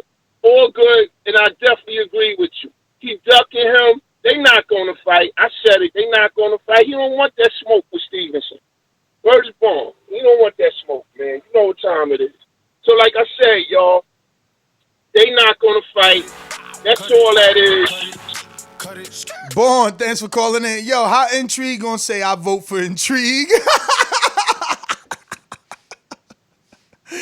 Hilarious, man. Let me go. Yo, but like you can vote for yourself if you're running for Senate, right? Like you get to vote for yourself. I guess you can nominate yourself, man. He got. It's like the first like when you post on Instagram and shit. You give yourself the first like. I learned that from Kaz and shit. Like, yo. People only gonna like you as much as you like yourself, man. Yeah, man. You supposed to learn that at home, man. You gotta love thyself. Let me go out to Jay in Colorado. Hey, what's up? Can you hear me? Yes, sir. Hey, what's up, guys? Yeah, I agree with Brandon too because I was about to say the exact same thing, and what he said was Shakur can't price himself out right now because he's so dangerous right now. You feel me? He got 13 fights. He got the belt, and he going to unify his 14th fight. Like, they're not trying to give him that name. You feel me? Josh Warrington is not trying to be that guy in history like, oh, he just got unified off me in 14 fights. So he gotta take whatever bag they give him. And I know that sounds bad because he going in the ring risking his life every time he go in the fight, but he's so dangerous. He just gotta take what they give him. You feel me? Like he can't be like, oh, you giving me the same money that I was good. We had Frank Warren on. Frank Warren said when he had Warrington, they were super close to getting it done. Mario, he wanted to, dig deeper. He said, how close? Was it close enough that Shakur had already agreed to go to the UK? He said absolutely. So that means that Shakur agreed to the money and agreed to fight on enemy territory. Then the only thing different that happened was Eddie. So don't you think it was Eddie that said, bruh, you should be getting more money for that Shakur fight? Like, it's just obvious. Oh, yeah, most definitely. I mean, For most people, definitely. for people to I think feel that like both. Shakur is pricing himself out, he agreed. We had the former promoter say he agreed to go over there. He agreed. Oh God, but I feel like since he got with Eddie, yeah, he's gonna be on that, business minded shit, like we saying right now. But it's really Ducky. You feel me? He's gonna do the better thing that's gonna be business wise. But I feel like that was gonna come up regardless. Like I didn't think this fight was gonna come to fruition like from jump for real. So he just gonna have to do what he got to do, get the name that's gonna come to him. I felt the same way too, and that's why I'm kind of like sour about it, because it seemed like everybody was pointing to it happening. So it was like I didn't believe it from the jump, but then they got me to believe, and now I'm mad that they got me to believe. You know what I mean? So it's like I want to blame somebody, I just don't think there's really anybody to blame. The business of boxing is that blame, the greed, the money, Well said. all that stuff. It's chess. It's simply that, man. It's chess moves out here. Speaking of chess, that's ducking me. You ain't sent me no requests. You know how these Yeah, I bitches did is last in the night. sport. Total disrespect. Kid has no class, no style. I'm a gorilla, I'm a dog. I'm a dog, I'm a gorilla. The smartest thing you can do is to stay away from Derek. It can't be the boogeyman if I'm chasing him. You want to bet? You bet 100,000 on that. Let's bet $1 million. Easy. Let's bet $1 million. Oh, good morning. Morning. How's it sound? You good? Mr. Mario, you bring my name up, and then you try to make laughter out of it, talking about J-Mac, like, if you don't agree with him, F you. That's not true. That's how you are with me? No, I just hold you accountable because you can't stand on your 10 on anything. You just flip flop. You flip flop today. Was talking about Andre Ward, was Triple G was ducking him. I mean, Ward was ducking Triple G or something like that. You and Mr. Alex, both of y'all was on that on the dumb shit that other day. And now you're on today saying that you disagree with it. So you're a flip flop. That's why I be messing with you. Oh, I got you. Nah, but anyway, I will vote for Stonebone and Brandon would be my two callers that I'll vote for and stuff like that. I don't care. I'm not voting to call the year. I don't give two fucks actually. And I'm not here to agree with you or always hang off the head hang off your head nuts or something like some of these other. Come on. We on YouTube today. We see, and that's the went thing on too. YouTube. Look, I like listen. Not for nothing, J-Mac, some of his calls are the most entertaining of the show, but it's like, check him right now, the way he was. Is he ever like that?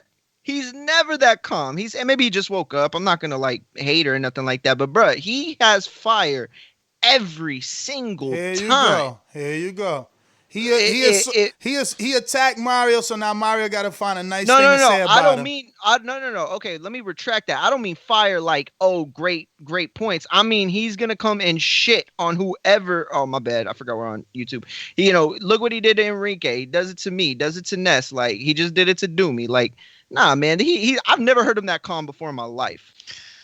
Yo, I remember that, though. I think my standpoint was that I was saying that Triple G wasn't ducking, right? I think that was where I was saying. You said that it can't be a duck if it's him going up to weight class. Like he said, yo, I'll move up. And then when they called him on it, that you said that wasn't, you did not even call it a duck. You said it was like, it was just him going back on it. Like he was talking shit. That's what you said. I agreed with it. Then Ness came at me and turned it into something different. Like, go back and listen to it. It wasn't even really about Ward and Golovkin for like 90% of the conversation.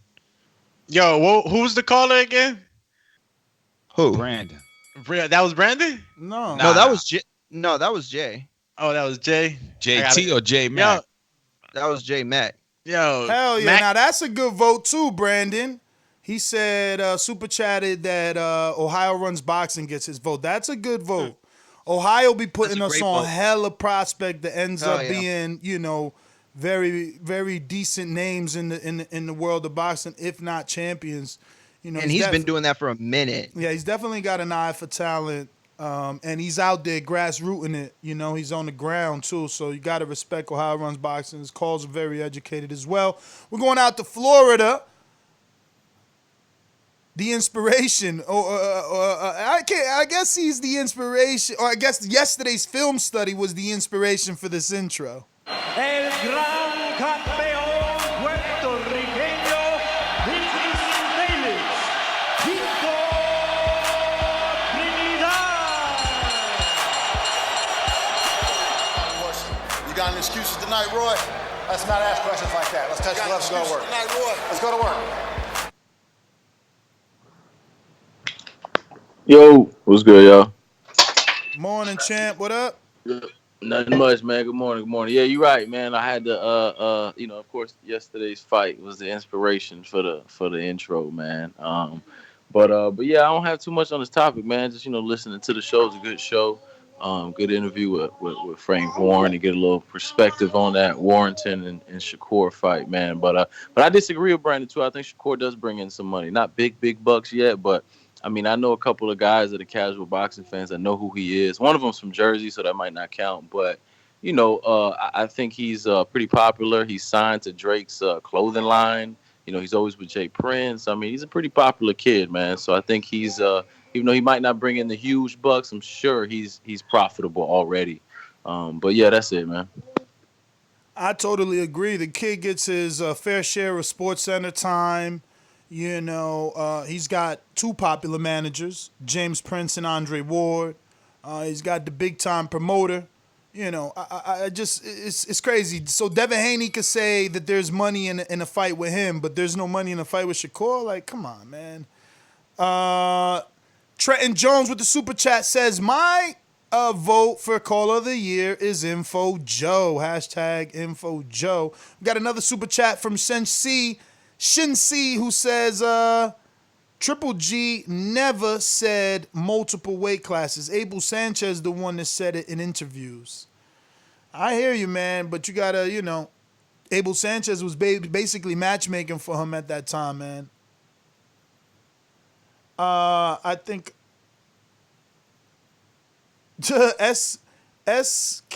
STUK Boxing says I'd be Caller of the Year if Ness took my calls. I don't know. Are you on Patreon, Stu? Yeah, yo, Stu be heavy on the chat. I don't know. I mean, if he's Patreon, he could call in. I don't know. Other people would have added him too. I don't know what he's talking about. You want me to get to the super chat? Trenton Jones again. My man said hashtag Info Joe my vote. I just said, man, well, you better clean your ears. I just said that. And you said this the other one, Shin-C?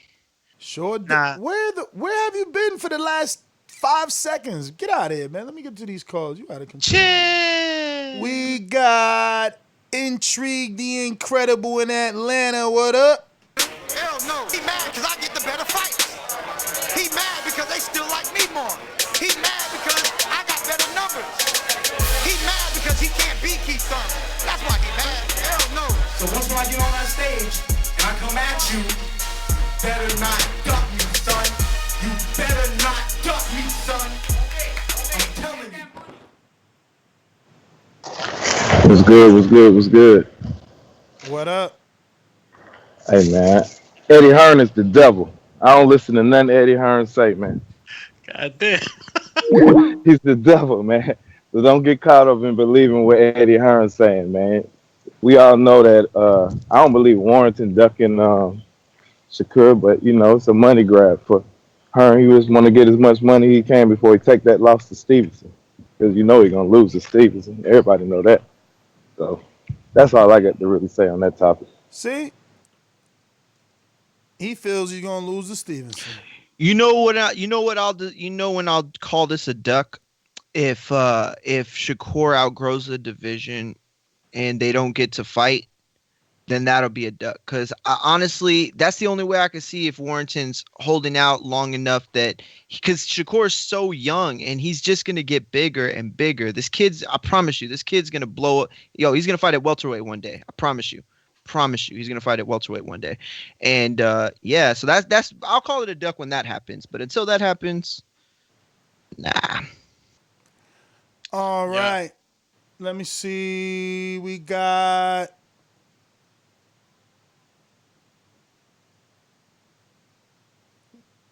Sid in Orlando. Talk to us. Hey, what up, man? Everybody on the show, y'all need to like the video to share to everybody else. Hey, man, on this topic, I'm just looking at it like this. I feel like every time Eddie Hearn got a champion, and it's risky as fuck for them to, they possibly lose that fight. They always talking about this mandatory shit. So before all these people talking about I don't think it's a duck, they need to look at the behavior patterns before. I'm like, Dillian White couldn't even get the rematch without getting shortchanged with Joshua. And I'm like, everybody need to stand up for these USA boxers and get on these UK people behinds or whatever, because Tyson Fury took the belt and UK stopped calling in or whatever. So they need to push USA all day, man, and stop trying to excuse my language. They need to stop that shit. They need to stop, man. You know what I'm saying? Give Shakur his props, and they know darn well what Eddie Hearn and them doing. They need to stop ducking, man. But that's my call.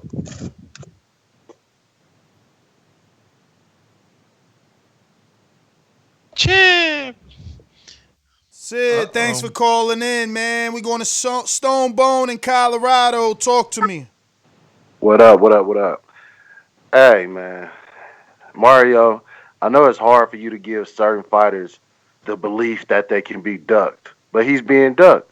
When you already have agreed for this fight to happen, and then you shift over, and we all know that it has very little to do with Shakur. It has more to do with the last situation with Josh Taylor. You know what I mean? So we know those lingering feelings he mad about Bob Arum signing that. And listen, y'all know I'm number one team Bud Crawford, but how could you think that Bud Crawford, who wasn't a champion at 135, could get paid more money to go fight Ricky Burns than Shakur Stevenson should get paid to come and fight a champion when he's a champion? Come on, man. We can't be sitting here with these fake narratives talking about he needs to take short money. Forget taking short money. Top Rank will pay you $1 million to fight somebody in New York. You do that and then go to 130 and it's 3-4 champions on Top Rank for you fight there. Don't listen to these clowns talking about take short money. No, you take short money when you fighting a Canelo to get your name out, when you fighting a Mayweather to get your name out. You don't take no short money to go across the pond to fight a damn Josh Warrington. And all you dudes who talking about he need to do that, you need to reevaluate yourself. And while you taking short money doing coronavirus at work, tell your boss you need hazard pay. And I'm going to catch y'all later. And that's why that's my vote. You feel me? Shots fired at Brandon. Shots fired. Because what he said, all you dudes telling him to do different. He talking directly at Brandon and everybody else that called it, I agree with Brandon. I agree with Brandon. I agree with Brandon. Like Top Rank don't got the better stable, the bigger TV, the bigger platform. Like America's not the mecca of boxing. Hello.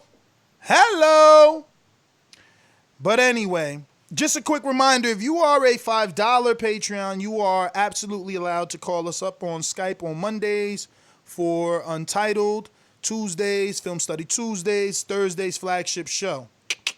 All right, and $10, all of the above, plus Sunday.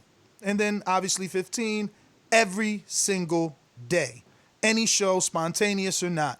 We're going out to what looks like Shin-Si, right? Got like two different names. I'm about to start merging them. Am I right with that? Whoa, Shin-Si or Cliff in New Jersey. That's Cliff. I know, but I want to believe that his name on Patreon and YouTube is Shin-Si, I think. Gotcha. Cliff, you there? You right. All right, I'm right. Yeah, I'm here. I mean, I was listening, though, I don't really have an opinion on that. I mean, I don't think he's stuck it anyway, because it's 3 other belt holders. So I mean, so I don't really have an opinion on that. So y'all could go to somebody else. All right. Well, thanks for calling in, Shin C. Let's see what we got over here. Looking like got to get to our boomerangs. Wait, we never went to Stainless because I ain't play that intro. Damn, did I skip? Did I skip the champ? My bad. Red belt, black belt, WON green. I'm king. Undisputed GOAT, TBE. And you can catch the news first on TBV. Voice of the people, now let me speak. Scientists of the sweet, BOXING. What up, folks? Can y'all hear me? Yes, sir. That's the anthem, man. That's the anthem right there. Yo, man. You already know what it is. Yeah, this accidental show, man. I'm driving now, but I was in the chat, man. People talking extra reckless. Stuck Boxing, that's Steve Williams in the UK. If you didn't know. STUK Boxing. Yeah, I got it. But on to the topic, man. Man, you driving slow. Yeah, Shakur, man, he definitely being ducked, man. Mario, I don't know how you don't see that as a duck. If it was Amir Khan, you would say he'd being ducked, like without question. So, I mean, Shakur is obviously being ducked. This fight had already been made. You know what I'm saying? They was talking a tune-up in between, not for some reason, not a talking this extra, man. And you can put it on Eddie, you can put it on Scott Warrington, but either way, man, this dude is definitely being ducked, man, and we shouldn't see it or respond to it as anything but. Good interview with Frank Warren, man. I didn't see any opportunity to ask any questions, so I assumed that it must have really been an impromptu interview. It was, man. It was something that, like, the minute I seen the tweet this morning from Shakur, since he's in the UK, I text him. He said, yeah, I just ain't have an opportunity to put up the posts. Apologies. It's all good, man. I'm going to go ahead and get my boomerang, too. Like I said, I'm driving. I got to change the brake caliper and do some other shit on my gal car, too. So, I guess I'm going to just direct mine to the free listeners right now. I guess now y'all get it. If you're not on Patreon, you are stupid. I get it, it's Corona. But I spent probably $100 on my green. You know what I'm saying? Like, I spent $50 on Patreon, and I'm only boomerang. $10 is just the extra because I'm a supporter of the show. So you got $5, $10, $15. $15, that's a dime sack, a pack of cigarillos, and 2 Black and Milds, maybe even 1, depending on where you live, if you can get that. So $15 ain't shit, man. Like, you talking constant boxing information, man. And then, like, on top of getting boxing every day, they also doing Untitled on Mondays, film study Tuesdays. We got a workout challenge on Wednesdays, flagship on Thursdays, freestyle Fridays where we battle and do written raps, freestyle raps. Saturday we coming back either with Border Wars or just another show plus the flagship on Sunday. So you getting your money's worth. So I don't even see why I still have to say shit like this. But if you're not on Patreon, you stupid. So I always say, please make sure you push that thumbs up. Share this in every episode of the Boxing Voice podcast. This is TBV for life. And if you're not on Patreon, I guess you'll probably hear this next week after this show. Because if you ain't on there, you a pendejo, man.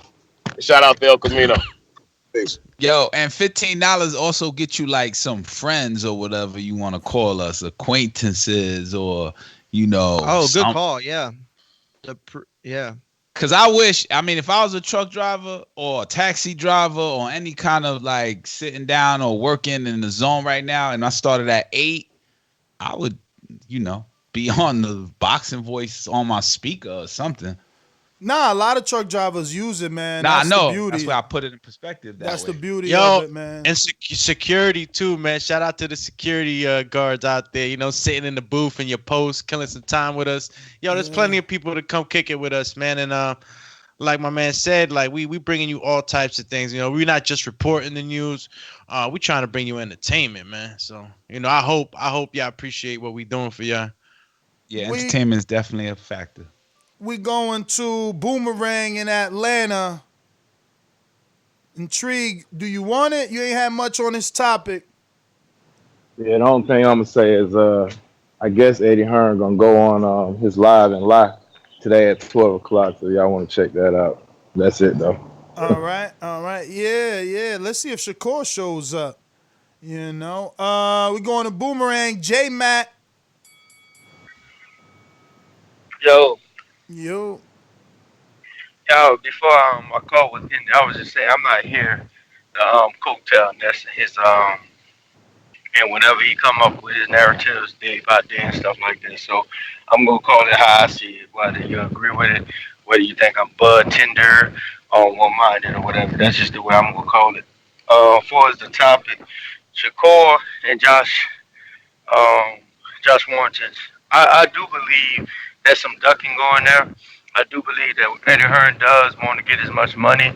And like the last call, I think that was Intrigue that said, I think it was Intrigue, who said anytime he have a fighter that he know is a hard chance he going up against, and he don't have confidence in beating, he always try to create some stall tactics. So I'm curious to see how the fight will play out and stuff. And I got Shakur about demolishing him.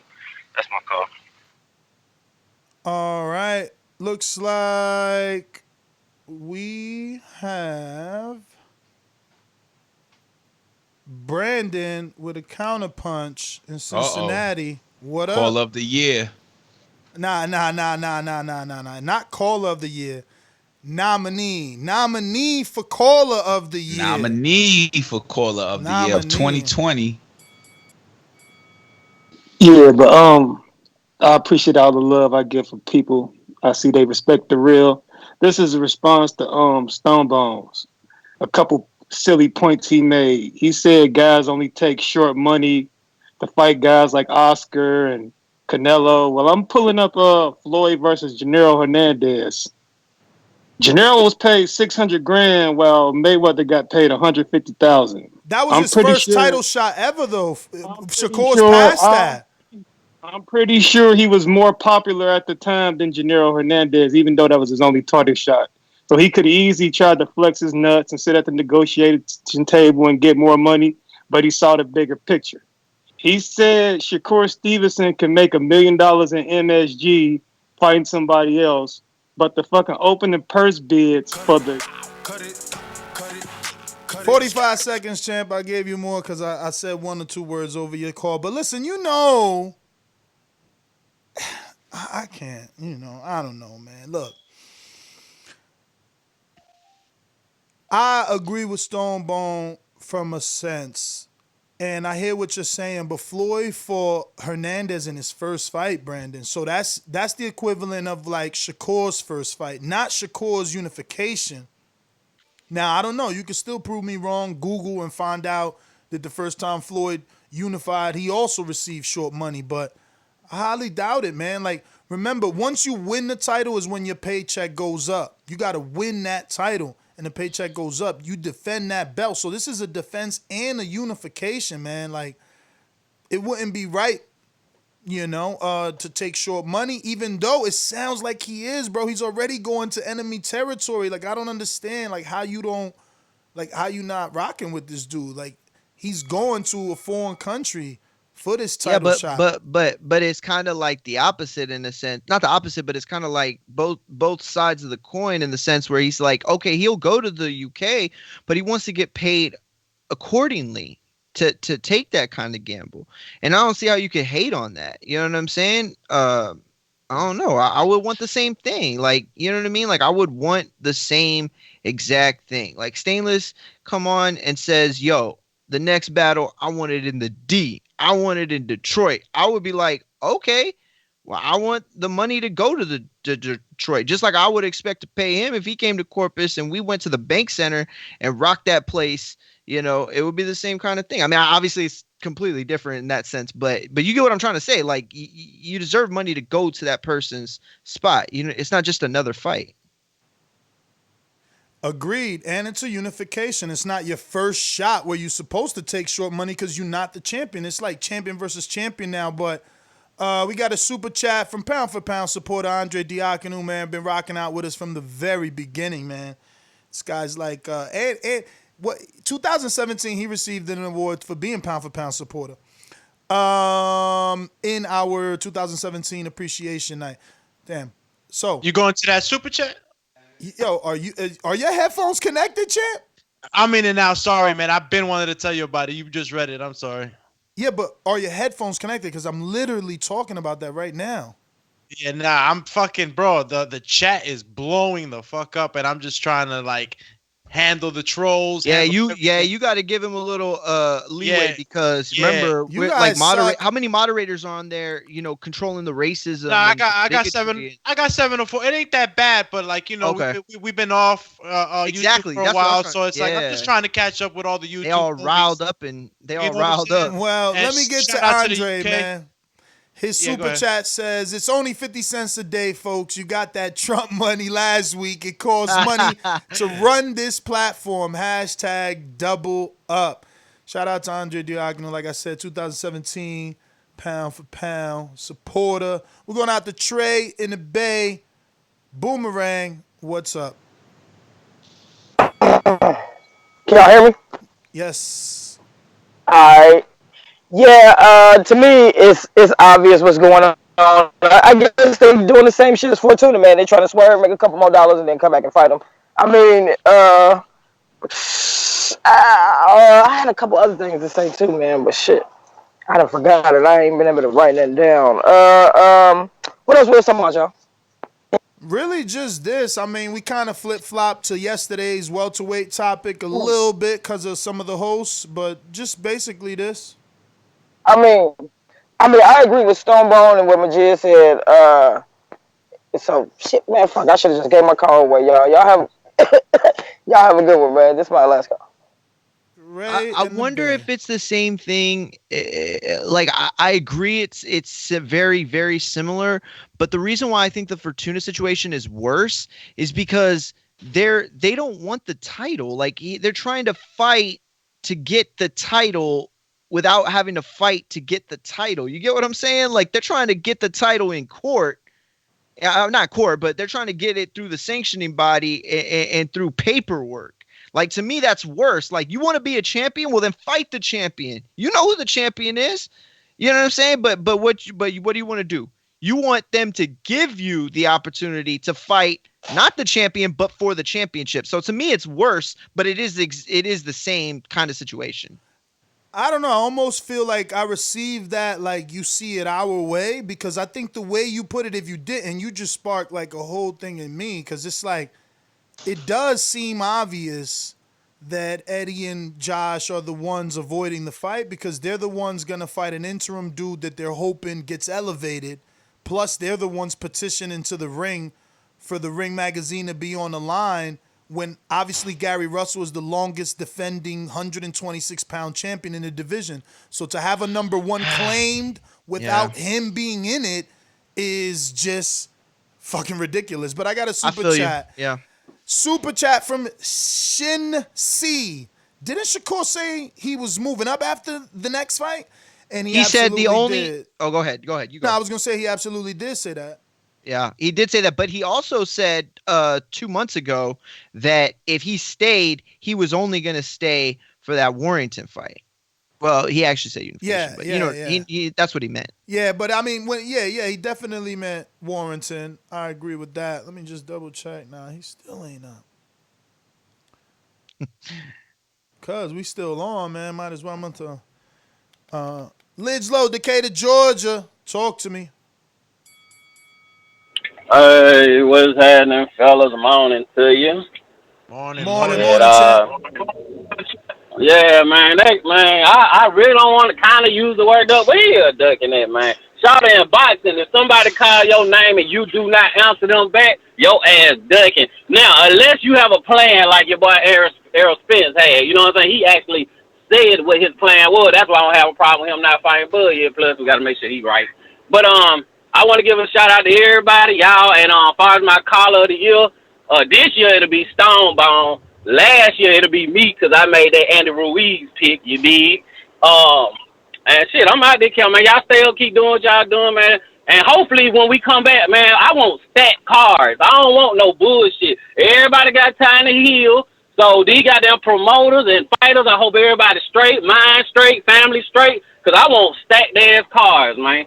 And stop all that goddamn ducking. These niggas, man, since money turned this game into a money thing, bruh. I mean, Steve in Chicago, talk to us. Yeah, hello? Good morning, You hear me? Steve. Going on, Steve? Yes, sir. Yeah. Hey, man, let's cut through all this bullshit here. Shakur has been calling this guy's out name for as long as I can remember. What, like a year, 2 years ago? So what's the problem here? I don't understand. Like, he's been calling Josh out for a long time. Even before he got his belt, he was saying he wanted to fight him. So to say anything otherwise is ridiculous to me. And Josh told him to get him a belt. Remember, Josh told him he had to get a belt. Yeah, I never heard Josh say he wanted to fight him. It's always been all the way around. So, I mean, let's not get this twisted. That's all I got. Great point. Great point. I do remember Josh Teller, saying, hey, I mean, not Josh Teller, Josh Warrington telling him to get a belt. It looks like we got to everyone. Want to thank everybody that called in. Did we get the Getty today? We did. All right, because normally we miss them. We got to go to Super Chat from Bomb Boxing that says, shout out TBV. Thanks for all you do. Mad love, man. Shout out to you. Bomb Boxing has been rocking out with us for a minute now. Shout out to Arizona. Yeah, man, I want to thank everybody that tuned in. We'll be back. What's today? Wednesday. Today's Wednesday. No plans to come back, but I'll come back if Shakur want to come back. You know what I'm saying? Yeah, I just text him. Let me see. Because I think he's in Vegas maybe, bro. He's always up or just wakes up late Eastern time, that's for sure. He's a young kid on Corona time right now. It ain't no problem. I mean, let him do him. Mm-hmm. I remember that. I remember when I was his age, bro, I would just sleep. Yeah, man. Imagine being his age and rich too, right? But yeah, that's a good point. You really got no reason to wake up, especially on Corona. And that could have a lot to do with why he's saying he's gonna move up since he can't get this fight. It's like, why keep trying to hold myself down to the weight? But yeah, man, that's GTO, Instagram and Twitter. Check us out on patreon.com/ThaBoxingVoice. Catch us on the next one. Peace. Twitter and YouTube, TBV_casual fan is my handle on Twitter and YouTube. Patreon.com/boxing fan apparel. Boxingfanapparel.com. Peace. Go ahead, Alex. And you can catch me on IG, Alex_Doomsday_LAINEZ, or on Twitter, AlexLinusTBV. Check out our Patreon. Please, all my UK fans out there, the show's constantly evolving. We got hell of good interviews on Patreon. Trying to tell you guys, you will get your money's worth and more. Come check us out. All my UK cats talking about, we buy it. Come on, man. We took our L, all right? Wilder lost. We took our L. We still here, champs. At Maury Munguia on Twitter, at Maury Munguia on Instagram. There's a reason why they used to call me UK Mario. I represent for everybody. So, peace. That makes no sense. They used to call me UK Mario because I represent for everybody. You mean everybody in the UK? For them too, and for Mexicans, and for black people, and Chinese people, and everything. We are the world. We are the children. Yo, if you would have put that into, make a better if you were to concentrate the way, listen, if you were to it. concentrate them slams on writing bars, you wouldn't be half bad. You just, bro, gotta I'm focus that nasty. in. Enrique knows I'm nasty, dog. I've heard you spit. I choose not to when you're just bullshitting. I choose not to try and take it serious because that's not my thing. I used to have rap dreams though when I was a child. Hold up, is Brandon back with another one, or am I getting a late notification? I had dreams of getting that Leah jet. I think that's and then you're gonna lean like a Leah's jet. I think that's a late notification. Yo, Mac be wilding with that. Yeah, that is late. All right. We out. Peace. Peace. Peace.